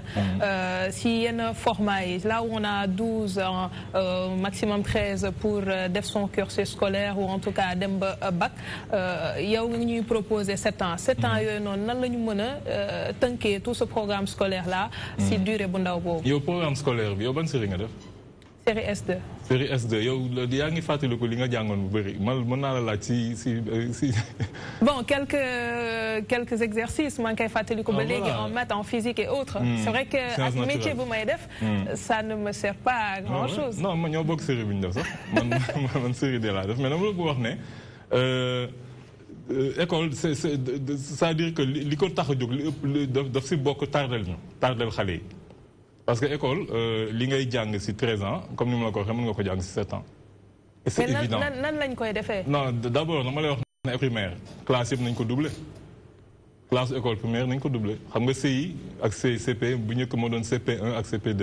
quantum horaire bi nga xam ne tey les enseignants ont du mal à respecter ça. non man xam nga man loolu tënkuma c'est-à-dire yow da ngay ñëw def xool mooy li ma la wax mooy na nga fekk benn yoon rek nga bëgg a topp si ginnaaw si yoon bi di wax xam nga man du ma def noonu. c'est-à-dire du ma fekk nga ne ma enseignants yi dañu am compte man problème bi loolu du sama problème xam nga lu sama problème mooy pourquoi ñuy def lii tax mën nañu def leneen. mais du ma ne par exemple un problème est là lan la ñu war a def si compte man toppatoo ma quantum horaire man sama quantum horaire mooy lan mooy 13 ans yi mën nga ko def 7 ans nga ne ma pourquoi mooy la école primaire 3 classes la. parce que école primaire CP la CE ak CM. dañ ko def CP1 CP2 C1 C2 CM1 CM2 dañ ko doublé bu nekk dañ ko doublé te ñiy jàngale xam nañ ne presque livre yi même livre yi la. donc mën nga ko def man xam naa ñu def école primaire benn at. donc mën nañ ko def 3 ans. bu dee lycée 6e 5e parfois ñooy bokk ay livres c'est la même classe 4e 3e c'est la même classe seconde xëj na mooy boo duggee si secondaire muy classe à part première terminale c'est la même classe ñu bëri man xam naa man ak samay morom ñu bëri ñoo xam ne première mën nañ def bac donc ba pare boo fa nekkee tu as du temps école nañuy planer dem di foy dem di taxaw wàllu ji dem di def lu ne on a du temps à en revendre boo nekkee élève tu perds du temps man loolu gis naa sax benn xale bu jigéen boo xam ne martiniquaise wala guadeloupéenne l'année dernière elle a fait le bac à 13 ans te doon surdoué juste qu'elle apprenait chez elle avec sa maman déjà second tour sax la am bac moo lay woon ne du surdoué mais lu mën a nekk la. alors suñu ñëwee si après bac. nee nga le service civique fam solo. foog ñu tàggat nit yi pour ñu am yenn notion de base yi. pour ñu mën a ko xam. un mois nga wax pare teg service militaire à 21 ans si je m'abuse pour que mu nekk loo xam ne day obligatoire pour après nekk un officier sous réserve on va dire pour être à la disponibilité de l'État. Ce cursus-là fait est-ce que tey yaa ngi sóor ñu teg ay type de Sénégalais boo xam ni bu génnee il sera prêt pour l'emploi? Oui mais absolument c'est-à-dire que actuellement xam nga ne Sénégalais yi génn ils sont pas prêts pour l'emploi bon xam nga loolu duma la ko jàngal. toujours ñu wax ko c'est-à-dire que on produit des élèves wala des étudiants yoo xam ne ils sont pas prêts pour l'emploi parce que li sociétés yi soxla. ak li entreprise yi soxla ak liy génn ci université yi bokkul les gens lu ci bëri li ñuy jàng amul njëriñ parce que li nga xam ne mooy développer société dëggantaan technologie yi matières yi nga xam ne au moins moom la ñu soxla pour développement kenn jàngatu ko tout le monde fait du marketing tout le monde fait du management pour ñëpp bu ñu manager wala tout le monde veut faire de l'entrepreneuriat léegi ñëpp bu ñu defee entrepreneuriat kan mooy nekk employé xam nga yooyu ay naxaate la boo xool réew yi nga xam ne nañu am développement benn croissance bu gaaw ci année yoo xam ne ñun avant ñoo tolloo woon ñun ak ay Japon ñoo tolloo woon ay 60 ñoo rawoon Corée mais ñooñu c'est que dañu caaxaanul nañu jël ci côté technologie ak yi nga xam ne mooy développer nit ñu accentuer seen éducation en plus dafa am domaine boo xam ne ñoom nañ ko gëm mooy les subalternes c'est-à-dire que ñun dañu bëgg rek tëb ñu parachuter ñu nekk ay cadres te ñu nekk ay subalternes te subalterne mooy doxal entreprise ñoom nañu am culture boobu nañu am sax ay subalterne studies yoo xam ne dañ koy jàng parce que booy xool ci benn organisation ñoom ñoo koy yor il faudrait que bu ñu defee le programme ba management bi wax ne lii nañu doxee dafa am ñu ko war a mën a doxal te ku koy doxal du koo xam ne day jéem a faxasal nit ki pour jël place am wala naan waa ji dafa may exploiter yooyu c'est-à-dire dafa am yoo xam ne état d'esprit la yar la yoo xam ne ñun ñoo ci gën a yey parce que ñun noonu lañu yaree. Très bien livre bi bu ñu koy lire dinañ ciy gis ni ngay waxee le peuple sénégalais Afrique bi Égypte bi noir bi mais li ma bëggoon nga ñu dellu si waat tuuti rek mooy ban moment nga sentir ne la éclatement am mooy li waral tey ñu war a wëlbati. waaw éclatement moom c'est une très bonne question parce que dafa am pour man mooy instant bi fi tubaab bi ñëwee. te lu tax mu ñëw ak nu mu ñëwee ak conséquences yi loolu mooy problème bi c'est-à-dire que ñun ba 14e siècle surtout sous-région ouest-africaine mais c'était la sous-région la plus riche au monde état yi gën a organisé ci àdduna bi ñoom la woon ça je veux te dire que Kanka Moussa bi muy dem Égypte c'était l'homme le 17e siècle. Non, pas 10e siècle, 14e siècle, 1324. Ouais, 1324. Voilà, donc, je veux dire que jusqu'à présent, on dit que c'est l'homme le plus riche de tous les temps. Mais bien, bi muy dem Makka jaar Égypte 400 milliards de francs CFA actuels en or la yóbbaale woon 400 milliards. Donc c'était des gens yoo xam ne waxuma la richesse bi mais organisé. Donc fii daf bu ñu la nee dañ doon jaay suñu maam yi parce que pour ñu jox ñu ay seetu ak ay xam nga loolu ku lay fooyee moo lay wax loolu dafa am loo xam ne xel daf ko xalaatu ko léegi nag comme je te dis adduna moo tëddee noonu yàlla ñëpp la sàkk ñëpp la bëgg yàlla gënul bëgg nit ku ñuul ba bàyyi nit ku weex wala mu bëgg nit ku weex non c'est-à-dire que boo defee li la war tant que yaa ngi def li la war moom du soppi yàlla wax na ko yow yaay mën a soppeeku rek moom mu soppeeku ñun nag ñoo dem ba naagu xëj na am benn niveau bu ñu parce que tamit yóbbaale 400 milliards te bi ngay ñëw indaale woo dara te lu mu bonne société lu mu développé y a des laissés pour compte y a des laissés pour compte parce que quoi qu'on puisse dire dem Amérique bi bëri na si immigration xam nga damay wax toujours que le présent raconte le passé boo bëggee xam passé rek seetal présent nu muy doxee lu bëri dina am loo xam ne voilà nañ lay par exemple déporté comme on a déporté des gens depuis l'Europe ñu ci bëri nañ koy fàtte on a déporté des gens depuis l'Europe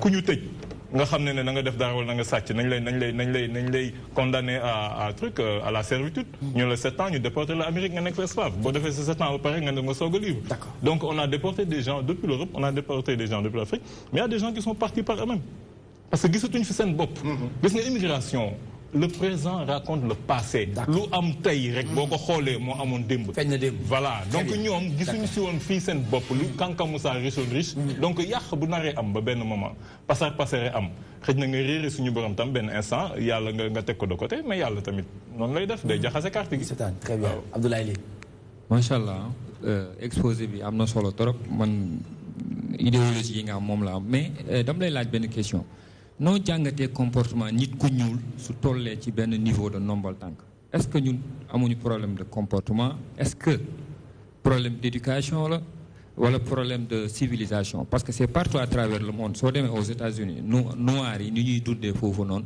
on le voit alors que ils sont dans un pays développé ici au Sénégal si je prends l'exemple des policiers suñ la jàppee dañ lay wone carrément ñoom ñoo am doole ñoom ñooy dogal ñooy def lu leen neex soo jëlee exemple juge yi c'est pareil est-ce que loolu c'est un problème de système est-ce que le problème comportement lié à l'homme noir bon man je suis un homme noir la malédiction de l'homme noir quoi très bien donc yow nan nga jàngatee loolu waaw loolu am na solo trop parce que ñu bëri dañuy jàpp ne loolu la mais moom laa lay wax mooy li ma doon wax ak Ousmane Sank defe naa mooy problème mooy li Frantz Fanon waxoon gis nga Frantz Fanon li ma waxoon mooy que mooy li ma la wax nit ki boo demee ba téye benn haine bañ sa bopp na ngay bañ ton prochain c'est-à-dire que ñun lu tax ñuy xeeb keneen ki c'est pas parce que ndomba tànk bi moo koy wone mais lu nekkoon si yow la léegi nag boo demee ba am benn position bi da ngay wone xeeb nit ki mooy wone sa bopp ne da nga xeeb sa bopp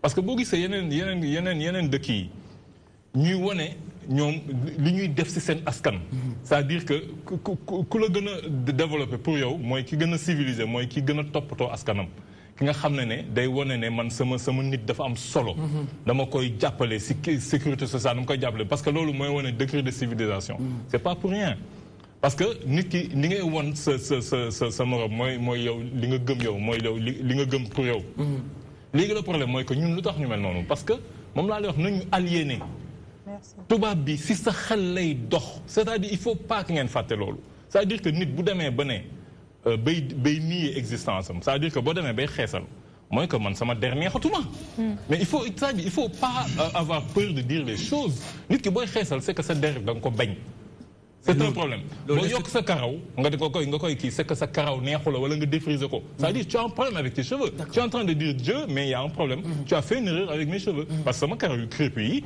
man bëgguma mu crépus dafa war a lisse parce que nañ la tegal benn affaire pour wan la ne normalement karaw dafa war a lisse tu vois ne la der dafa war a weex wala yu demee noonu donc yooyu aliénation yooyu mooy tax doo dem je prends l'exemple d'accord très rapidement votre avis par rapport à ce livre qu'on est en train de discuter pour voir exactement où est-ce qu'il nous amène Ah, j'adore. Je sais que je vais m'en délecter.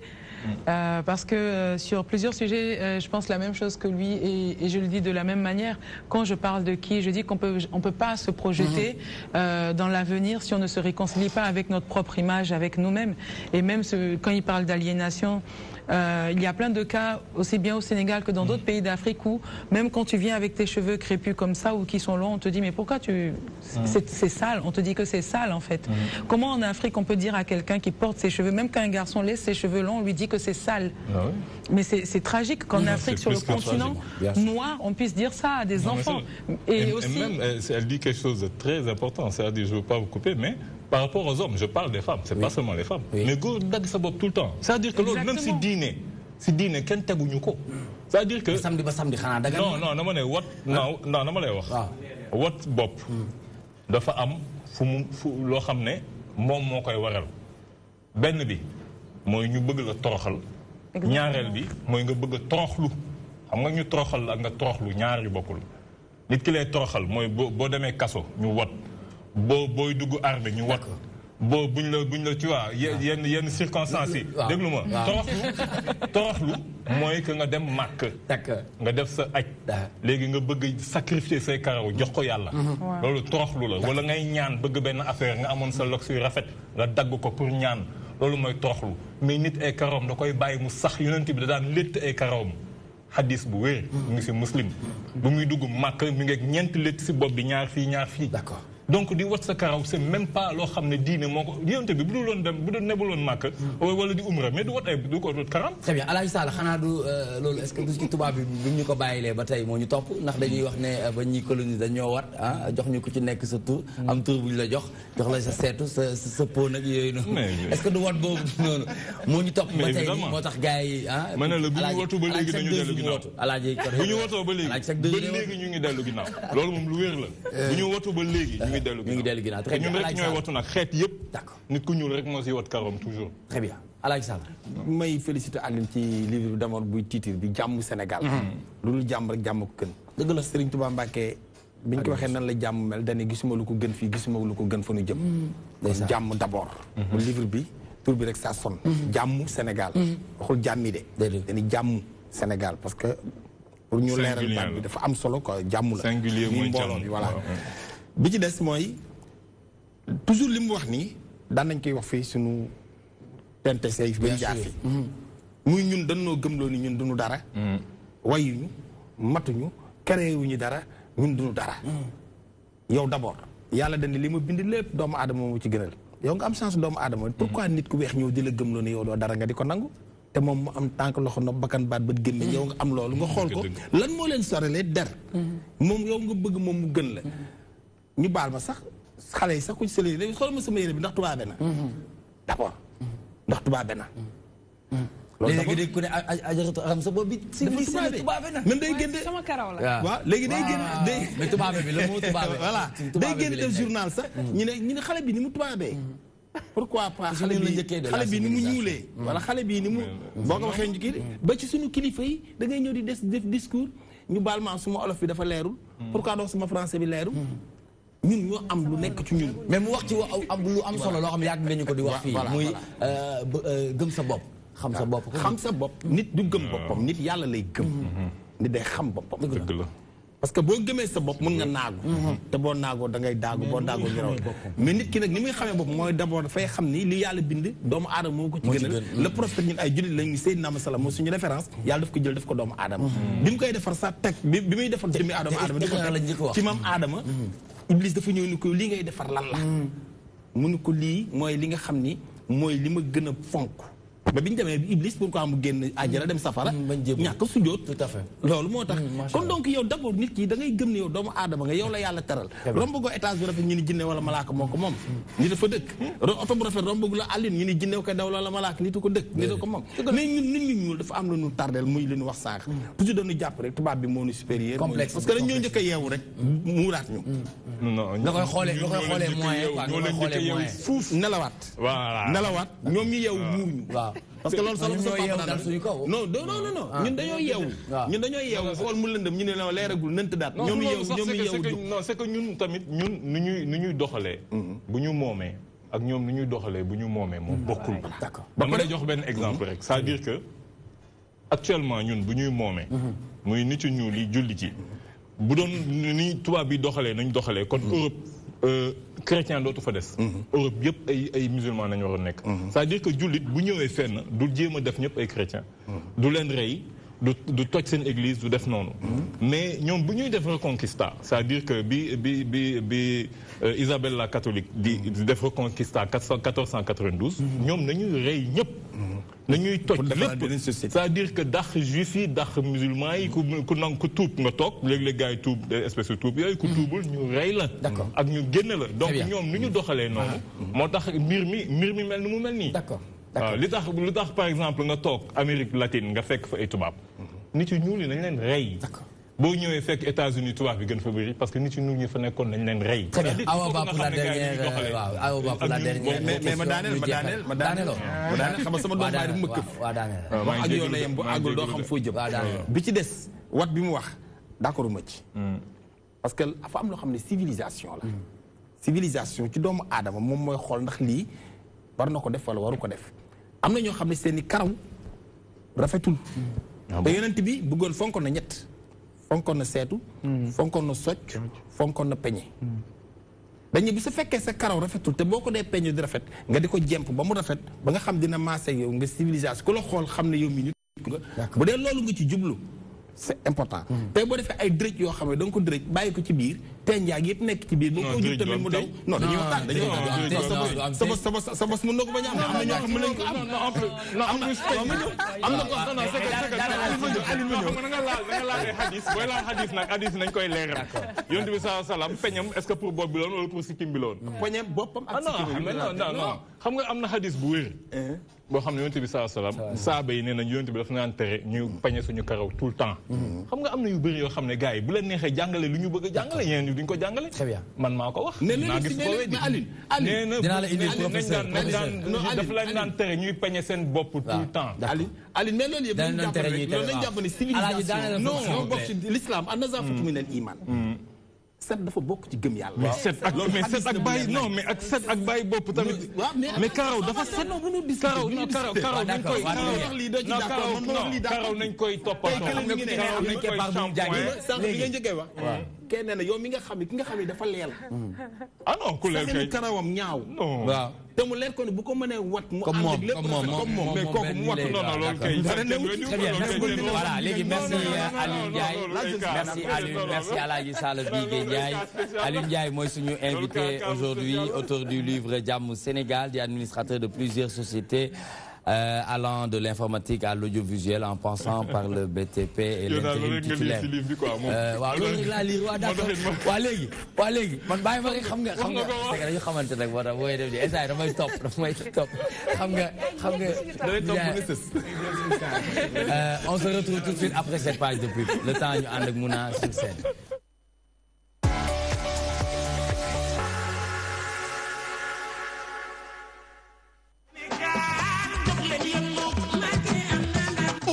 À Diokouté, la grande offensive Go Task Force pour la du président Macky Sall en 2019 sous le patronage de son excellence monsieur Macky Sall, président de la République du Sénégal, et sous le parrainage de monsieur Mohamed Boun Abdallah Dionne, premier ministre, honorable député Moustapha Cissé Lo, président ou Task Force moo leen di woo ci meeting de lancement et d'investiture bu seen candidat bii di Macky Sall à l'élection présidentielle de 2019 le 7 octobre à partir de 15h au stadium Marius Ndiaye. Kookan la ñu ne Moustapha Cissé Lo tànn na de wax na ki mu wóolu àndandoog task force bi yëpp ñëw stadium Marius Ndiaye ñuy woo bépp membre du gouvernement di woo bépp membre assemblée nationale di woo bépp membre HCCT di woo bépp membre conseil économique social et environnemental di woo tous les directeurs généraux tous les membres de Benno Bokk Yaakaar tous les membres du secteur privé di woo militants ak militantes yi nekk Dakar ba Touba bàyyi wu ñu kenn jaaree ko Louga di woo képp kuy sympathisant Moustapha Cissé Lo nee na go joxe nañu départ task force bi taxaw na ñoom ñëpp ñu àndandoo wër président Macky Sall jox ko loxo war ko gunge pour réélection en 2019 rendez-vous est pris le 7 octobre au stadium Marius Ndiaye kenn du Moustapha Cissé Lo. Président Macky Sall mooy sunu candidat en 2019. Merci de m'avoir investi de votre confiance. Macky Sall mu ajaak ma ci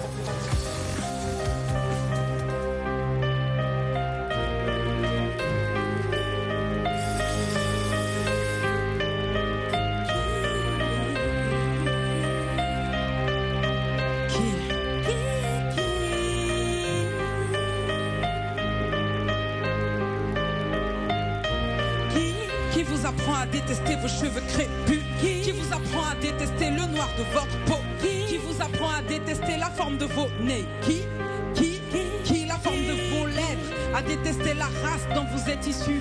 À tel point qu'un noir ne supporte plus son frère noir? Qui vous a appris à détester ce que Dieu a fait de vous? Qui? Malcolm, autant de questions d'actualité, parce que malheureusement l'esclavage demeure une réalité. Zoom sur le plus béni car plus riche de tous les continents, où trop de peuples dans ce sont des parce qu'un continent mutonner des humanisés pour mieux rentabiliser, capitaliser. Il y a des génocides légalisés, des culturations planifiées, identité piétinée, apparaître comme le colon devient le rêve du colonisé. Nos petites filles veulent toutes ressembler à Barbie, surtout pas leur mère, des hôtels de Harvey. Trop primitives, qui sont un peu trop passives, figées comme des victimes et passées mondialisées. Qui vous a appris à vous sentir inférieur? Pensez que les autres sont meilleurs, que votre bonheur est ailleurs, à tel point que vous pensez que vous êtes tous émorés. Qui vous apprend à détester vos cheveux crépus?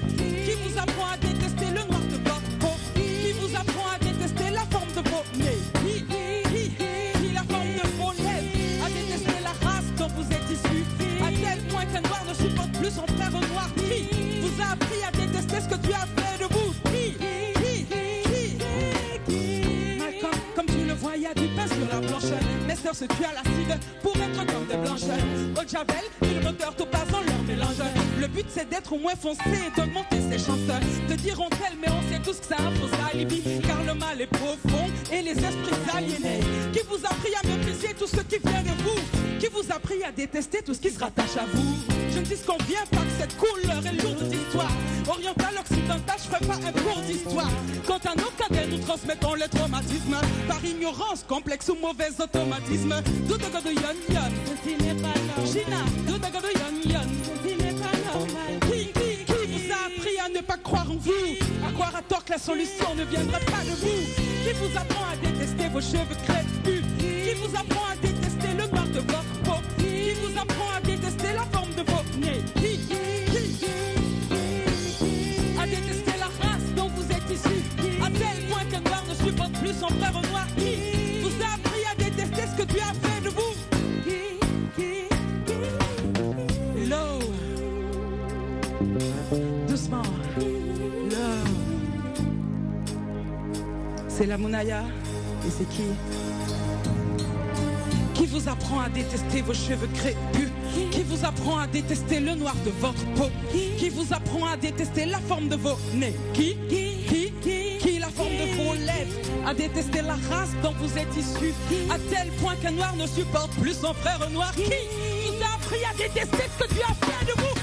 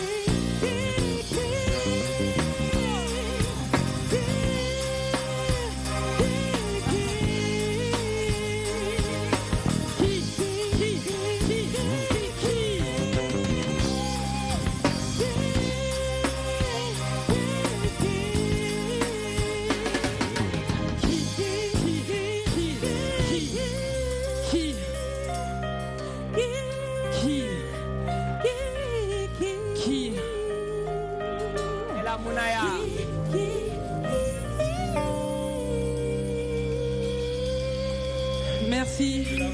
Je tiens d'abord à remercier toute mon équipe. Nicolas. Chérie. Mon équipe. C'est Dash.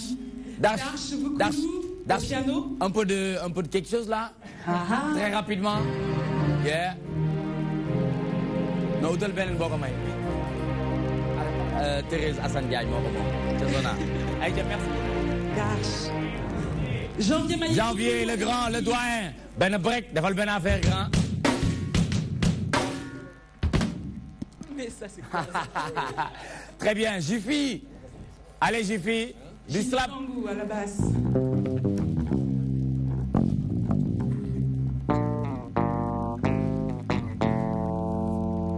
Yeah. Merci Jiffy et bien sûr une des grandes voix de la musique africaine. Elle se nomme Gina Sané parmi nous dans toi-même tu sais. Gina, mets-nous une affaire.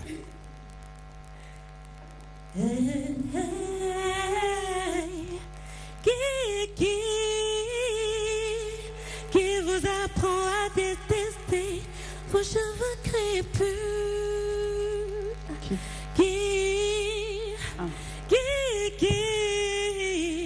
Gina Sané.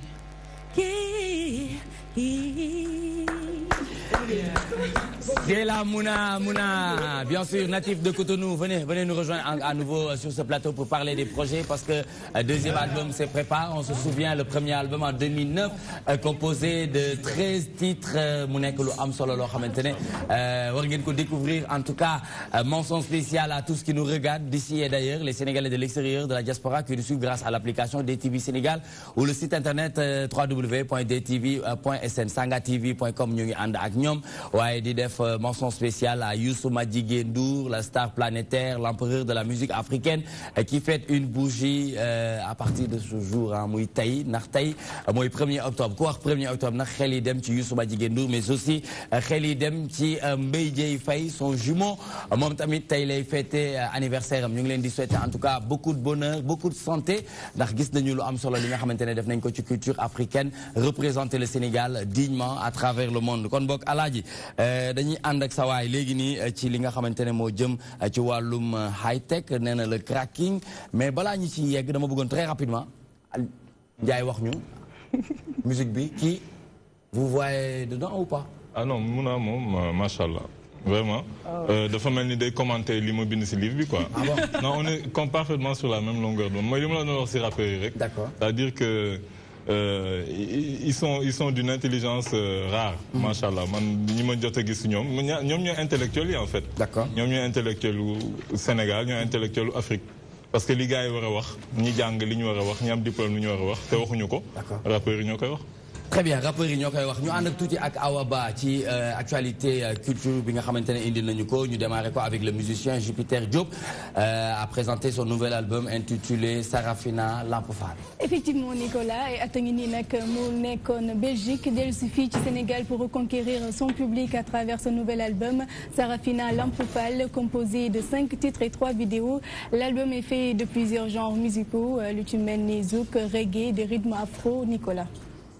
Après le musicien Jupiter Diop, nous passons au grand sabbat de Pape Diouf, annulé à la dernière minute pour cause de deuil national suite au décès de Bruno Diatta. Je pense qu'on va passer à l'autre actualité.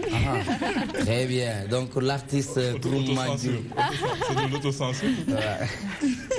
L'artiste Kouroumandjou a présenté son premier EP intitulé Mba Xol Yaa Ngi Féex kii dafa war a jox droit d'auteur Payis de le réalisateur lii moom moo ko génne wax bii moom Mba Xol Yaa Ngi Féex Payis moo ko moom loolu moom ñëpp xam nañ ko composé de 7 titres produits par le label Nati Dread Entertainment.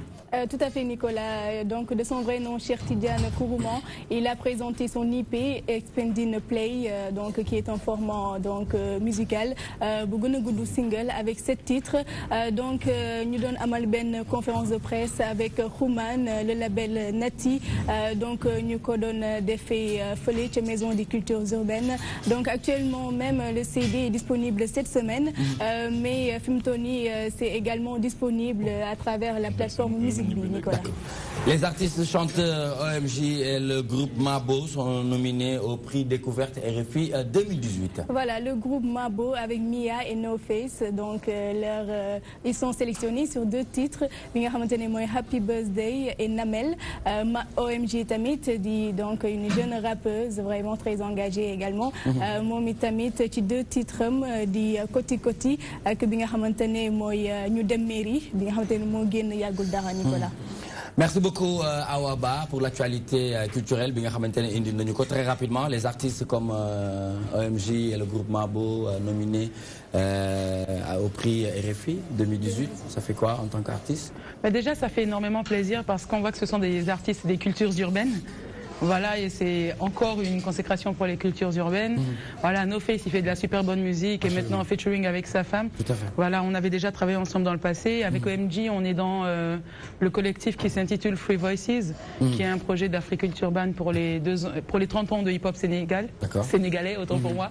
Et c'est un projet sur 2018-2019. Et on a déjà commencé à faire quelques tournées, on avait quelques dates et tout. Donc voilà, c'est quelqu'un que je connais artistiquement et... Voilà, ben, bonne chance à eux, beaucoup de bonheur. Et très bien, bonne chance à eux, hein. OMG et le groupe Mabo. Exactement. Nous passons à Abdoulaye Ly pour l'actualité. Voudrez-vous d'un mini-robot Chéni dans votre corps? Yow bëgg nga ko ou pas?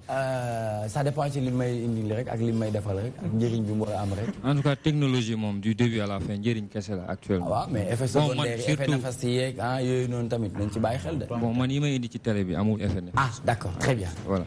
C'est le savant. Aïcha ju dem. Actualité high tech bi comme ni nga ko waxee noonu benn robot Chéni la donc indi nañ fi façon robot bu ne mais bii nii mooy bi ma gën a impressionné parce que Chéni pour ñi nga xamante ni xamuñu mooy lan.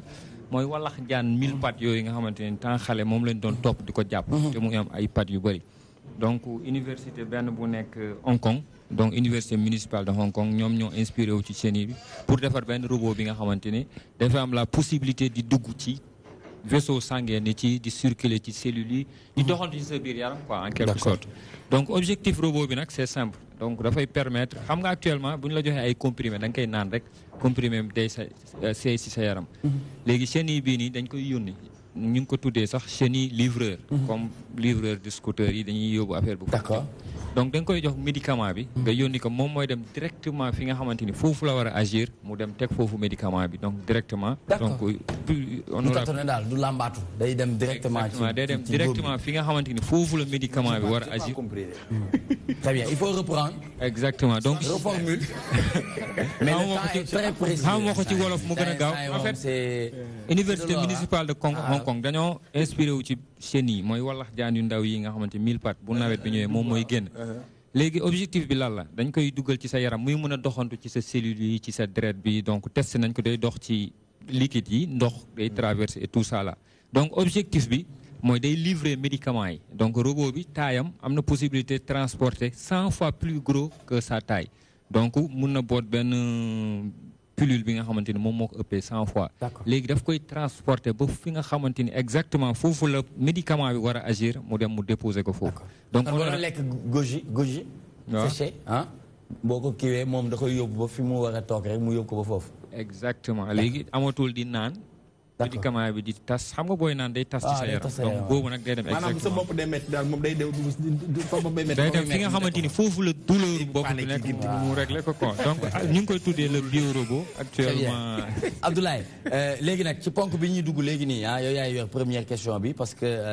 Adjaratou Aram Touré week-end bi yëpp la jël temps pour lire livre bi woo naa la téléphone ba sonn pour jox la livre bi wuy woo ma woo la à un moment donné sa téléphone fay donc pour wane ne rek ñoom ñi nga xamante ne ñoom la ñuy liggéeyal ku ci nekk jëloon naa samay matukaay pour jox la alaaji moom xam nga moom xam nañ ko moom bibliothèque la moom du soxla moom bu déggee ñu waxtaan rek dina xam fa lañ jëm sama livre doom baay bi waaw d'accord d'accord li mu wax ne am na jàmm réew mi am na solo di ngi ci am ñu dem ci jàmm Sénégal un mode d'élection et de gouvernance le wëlbati pour la renaissance yow lañ ci njëkkee la première question pour moom le wëlbati pour la bon man ci affiche livre bi laay ñëw pourquoi nga def ci laa ci biir carte Sénégal bi je sais pas si les autres l'ont remarqué. si bien sûr. léegi tojal ma affaire boobu noonu. après ñu dem ci Adjaratou Aram. Si les autres ont remarqué mais en tout cas tu es la première personne bi ma koy laaj. high tech la. waaw Abdoulaye Ly waaw macha allah c'est-à-dire que toujours ñu bëri nañ ma naan lu tax laajuñ la loolu ma ne bon ça dépend peut-être ku nekk ni muy jàng moom. comme c'est un fi toi tu sais. waaw c'est que moom arte waaw toi tu sais moom di leen féliciter xam nga du ma leen jay parce que ñoo far. non mënoo ñu jay. voilà mais vous avez le meilleur talk show d'Afrique. man si li ma gis waaw waaw oui. non en plus il faut voir les moyens. Il faut voir les moyens parce que da ngay xam ku nekk lu muy yor pour liggéey. yow xam nga ne talk show ay yenn émission kaaw yi xam nga ñaata nañu dépenser par jour 100 millions. par émission. am na talk show yu koy def te du ñu am résultat bu ëpp yow sa résultat bi donc booy xool fii daal ma xam nga ñun moom may jàngal xam nga donc léeg-léeg ma daw ba si yàgg rek donc xam nga ne ñun avec les moyens du bord ngay fexe ba génn yoo xam ne loolu mooy Génie Afrique xam nga toujours ma wax la alaaji man décodeur TNT bàyyi Excaf laay utiliser ñi may seetaan ci canal 12 affaire bi di law doy na c'est beaucoup de millions. doy na d'accord waaw là moom c'est-à-dire que xam nga couverture moom Aline dafa bëgg naxasaale non xam nga couverture c'est comme un tableau un peu ku nekk yow yaa koy interpréter sa bopp mais voilà yow c'est-à-dire que comme bi nga demee ba lire laa rek yow lire nga lu bëri yow déjà tu as fait la moitié du chemin yow interpréter nga un peu kii bi waaw non artiste nga xam nga artiste moom bët bu muy xoolee bokkul ak ñeneen bët ñu xoolee li mu la tontu doon na la ñu jàll ci Adjaratou Arame. waaw am naa ci sama interprétation personnelle. exactement diñ ci ñëw léegi nii Adjaratou Arame. alors dañuy ñëw si modèle bi nga xamante ne nii Alioune Ndiaye mu ñu koy proposé pour yore institution réew mi mais également pour l'exécutif. Démembrement bu nekk am na ay propositions yoo fa def mais à la base de ces propositions il faudrait mettre tout à terre on va dire ça comme ça pour que ñu taxawalaat loolu noonu sur pied tey mën nga ñu wax. ban nit nga gis ne moo war a nekk la personne qui va piloter front bi ñuy wax ne moo war a taxaw def 3 ans mettre en place ce système pour après céder la place à d'autres. waaw c'est-à-dire que wëlbati bi comme ni ma ko waxee stéréo bi mooy que mën na jël 3 ans mën na jël 3 ans au minimum quoi bu dee 3 ans wala 5 ans mais au moins minimum normalement war na mën a jël 3 ans. comme ni ma la ko waxee. C'est-à-dire que koy gérer moom la wolof di wax njaabal xam nga njaabal mooy kiy gérer benn affaire de manière temporaire njaabal mooy kuy régir dara de manière temporaire pour 3 ans yi mu xajal ku nekk mën na ko doon. C'est-à-dire que problème bi neewul ku koy def parce que problème bi du comme booy xool un peu comme tu dis dama jàpp ne élection nañ ko miin. nañu miin ñu naan ñu waaw diw comme ni ñu waxee fii sànq xam nga affaire bi léegi nañu judd rek fekk fii donc ñun ñëpp nañuy def la même chose mooy que nañ ñuy wax benn affaire ñu koy commenter mooy que gars yi nañu nekk si terrain bi ñu naan waaw diw lii la wax ñooy leen loon si xam kii naan waaw kii de waruloon defee lii nañ si màgg ba ñu jàpp ne normal la fekk normalul c'est-à-dire que normalement waruloo mën a fal koo xam ne yow xamuloo ko mosoo ko gis mosuloo ko teg bët na nga koy gis si télé bi rek mu naan la mën a te loolu ñëpp koy def c'est-à-dire c'est facile kenn du la ne su ma ñëwee damay yàq su ma ñëwee damay sàcc su ma ñëwee damay kii dama naan la man su ma ñëwee dinaa def lu baax donc. c'est surtout les politiques te ku lire livre bi vous avez une très mauvaise opinion on va dire. non pas du tout. vis-à-vis des politiques politique yi moom ay médiocre nga wax. non man waxuma ko intellect la war a pas du tout. on doit se départir des syndicats Idrissa Seck moo ko wax. non dama ne la parti politique moom laa àndul c'est-à-dire dama ne normalement parti politique warul exister. parce que parti politique bu amee mooy que de réew mi nañ koy pàccoo duñ ko pencoo te réew nañ ko repencoo c'est-à-dire que boo ko pàccoowee boo ko defee ay pàcc instant boobu ku nekk yow sa pàcc bopp ngay gérer boo ñëwee li ñuy wax mooy li ngay njëkk a dégg yaa ngi koy dégg massification. c'est-à-dire que mise à niveau de tes camarades de parti bu léegi nag loolu avec son corollaire qui est la transhumance c'est-à-dire qu'on va toujours répéter le même schéma ça nit ki nag bu dee doo yeewu nag nga gis benn affaire ñu def la ko ñu defaat la ko ad vitam aeternam ñu la koy def ba yow boo fi jógee ba seddam ñuy def la même chose ku mu neex tamit nga adhéré si loolu mais ku mu neex nag nga def taxaw seetlu ne man lii ma gis nii jëmul kër léegi li ma gis ne moo jëm kër mooy que kaw jëm suuf nañ ñu tàmmal il faut que ñu tàmmali ñun def suuf jëm kaw mooy que yow da ngay désigner ki nga xam ne si sa gox moo la doy yow ku nekk yow am nga fu fi nga dëkk koo xam ne doy na la nga désigner kooku mu désigner ñoom seen biir ñu désigner kii dem si goxaan bi kii désigner dem si gox bi ak ki nga xam ne ñoom ñooy nekk si njaamal kii bi si Mbumalaan. transition boobu noonu est-ce que yaa ngi koy jël en compte loolu du indiwaat retard par rapport ak ñun fi ñu bëgg a dem bu dee développement nañu tardé pas xam nga tamit retard si koo xam ne demagul c'est-à-dire que yow quitté woo les starting blocks bu ñu la nee départ ba léegi demoo xam nga foo développé dafa am koo xam ne yaa ngi si starting block yi ñun fi ñu nekkoon 60 bu ñu nee départ ba léegi demoo te boo demul tamit di nga yore day màgget la preuve dama lay jox benn exemple bu gàtt rek mooy que suñu voie ferrée ni mu mën en 60 xam nga léegi amatul existé tul yow ñu ngi jël train dem fenn xam loolu aberration la réew mu bëgg ne da nga bëgg te amoo train yow booy dem Saint-Louis amoo train boo jël. mais terre baa ngi ñëw de. waaye non mais terre bàyyi ma terre waaye. terre baa ngi ñëw kat day terre bu dem. terre bi daal mu ngi ñëw 35 kilomètres ay en fait li nga def da nga osé man honnêtement. ci boo xoolee ci li nga bindee ci début bi jusqu'à la fin. ak diagnostic bi nga ci def. ak documentation bi surtout. c'est-à-dire da nga osé. pour la première fois ñu dégg nit ku wax ni bon am na ñenn ñu koy wax. mais c'est-à-dire nga jël la dimension de l'homme yow ki ngay wax ni ku intelligent la. ki ngay wax ni ku maanaam amul lu ko réer. ci biir yeeg ci biir c'est-à-dire ku xam nga ñuy wax. bu fekkee ni ku mën a dégg li ngay wax ci bind yi. ak référence yi nga joxe ci téere bi. c'est-à-dire ki ñuy wax du cuune. ku xam yàlla la. au vrai sens du terme. c'est-à-dire boo fi jógee dem te yow mii nga xam yaa porté projet bi nga bëgg mu doon mode de société. mode de gouvernance waxoo ñu ba xam yow yegg nga ci station bi wala déet. wala looy révéler wala am na lu la ci dese. day mel ni comme si nous ne sommes pas satisfaits am na lu ñu dese. non mais parce que loolu aussi. non mën naa la génneel man xam naa personnellement peut-être une centaine de personnes yoo xam ne mën nañu doxal loolu. c'est-à-dire que encore une fois société boo dem ñi gën ñoo ëpp ñi baaxul. ñi baax ci àdduna bi ñoo ëpp ñi baaxul mais ñi baaxul ñoo gën a fës parce que c'est la dictature de cette minorité là nga xam ne ay contre-valeurs nañuy véhiculer ñoom ñoo moom àdduna bi actuellement ceux qui gèrent c'est-à-dire que àdduna bi booy waxu yàlla sax nañ lay reetaan parce que dañu dem ba jàppale ne yàlla yu fu tardé la ku bëgg a dem doo wax yàlla parce que yàlla amul xel yàlla amul technologie yàlla amul science yàlla moom égal ay affaire safara ak duma mais naka lañ ko mën a boole suñu bu fekkee ne yàlla loolu la c'est-à-dire dégg-dégg non loolu mooy naka lay nekk ak ñun mais xam nga encore une fois il faut nga comprendre lan mooy wëlbati dama la koy waxaat la ko mooy que li nekk ci kaw ngay gis ni c'est pas la réalité mooy ni bët yi ma lay xoolee du bët en réalité yow fi nga ma bëgg a dugal. non c'est-à-dire boo ñu waxul nit kooku tamit duñu comprendre. nopp yi may dégg mooy ni nopp yi kon nga bëgg a wax. non c'est-à-dire li may gis nii ay bëñ la mooy du bëñ. c'est-à-dire en réalité jëmm la ju ñuul. léegi dafa am feneen fu ñu jëm nañu ko wax. non c'est que moom dafa ma bëgg a dugal si benn dimension ésotérique boo xam ne. waaw xam naa non xam nga bu baax fu muy waxee man waxewu ma foofu. donte loolu benn composante la. mais non jàmm la mais dama la wax ne. non dama ne.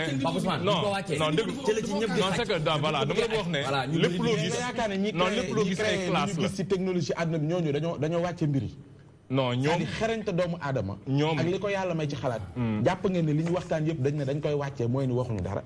ñooñu fi ñu nekk. non c'est que yow dama la wax ne yow ñi nga jàkkaar loolu ñi lay wax ne yàlla da lay tardel ñoom nañu am vision yoo xam ne sur ay siècle sax nañ koy teg c'est-à-dire que ñoom fu ñuy dem dañ koy xam ne ñun nànk-nànk ni ñuy def pour jaxase sa xel xam nga su ma la tëbee tëb rek def la loolu am na période boo xam ne doon jàll mais léegi def nañ ko nànk-nànk ba nga commencé yow démystifier yàlla yow sa bopp da ngay def li Frantz Fanon daan wax dissonance cognitive xam nga dissonance cognitive dafa grave mooy yow nga yàgg benn affaire yàgg sa bopp yow nga yàgg ko gëm benn jour rek ñu wax la leneen gis nga affaire bi ni mu lay naxe mooy comme li ma wax sama grand bi léegi bopp kenn du ko wat nañ ko xam nga loolu dissonance cognitive la koy def tout de suite parce que daf naan non c'est pas ça m'interpelle parce que da nga naan lii mais non non d'accord mais su bu leen neexee mais il y a plein de choses mais c'est normal non je sais dama ne la man su ma waxoon loo xam ne ñëpp nañ si ànd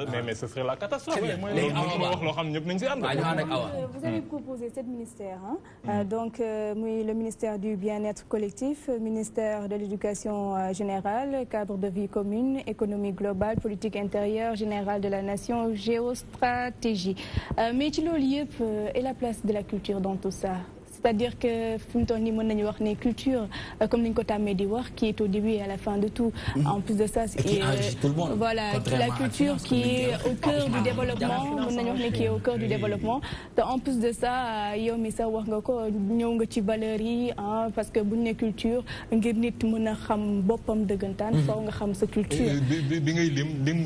éducation générale. Voilà, éducation générale. Donc culture, donc éducation générale. Bon, mais pensez-vous que vraiment culture war na mën a am ministère boppam. un département boo xam consacré. non département nga wax yow xam nga département nga wax man direction laa wax direction moo sut département. ministère de la culture maanaam xam nga problème bi du tur bi. ministère de la culture jox nañ ko ministère mais est-ce que gëddam jox nañ ko ko. c'est pas parce que nit ki naxee na la benn ministère. ba pare joxu la gëdd bi derrière. yow nga kontaan si parce que xam nga encore une fois lii mooy programmation bi rek. yow juddu nga fekk ay ministère nga jàpp ne bu ñu la joxee ministère rek jox nañ la sa gëdd. fekk ñi nekk si biir culture xam nañ ne ministère bi jox leen seen gëdd. donc nga am direction bu la jox sa gëdd ak nga am ministère bu la dul jox sa gëdd ban moo ko gën. Très bien, merci beaucoup Alioune Badara Ndiaye muy Alioune Ndiaye muy auteur du livre Jàmmu Sénégal nee nañ ma temps bi jeex na tàkk suñu leader politique yi ndax gis na ci kenn ku mën a jiite lu amul li ngay def bokkul ci leader politique yi nga xamante ne ñu ngi présenté pour élection bi ñu jëm ndax gis nga si kenn boo xam ne mën na porter li ngay wax. Très bien. waaw xam nga question bi boo ma ko posé noonu c'est-à-dire da nga may galgal parce que man naa la gëmuma fal leen ma man fal leen ko laa gëm.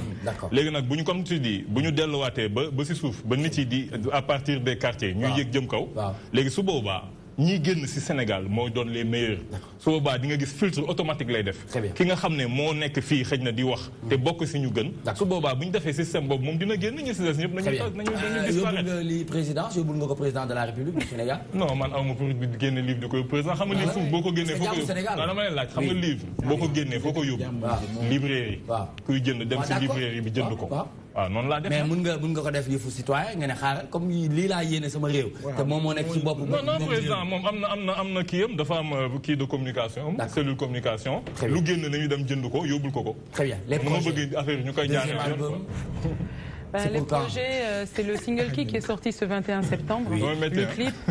Et ensuite, il y a un autre single qui va sortir d'ici 2-3 mois, Inch'Allah. Et normalement, au début 2019, un EP de quelques titres et l'album courant 2019, Inch'Allah.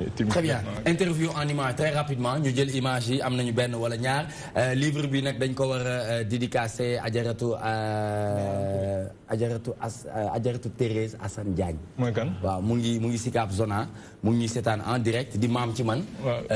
Maam Adjaratou Assane Thérèse. Après mën naa dem su ma paree. Non doo dem. Non mais may ma dem. Image yaa ngi nii.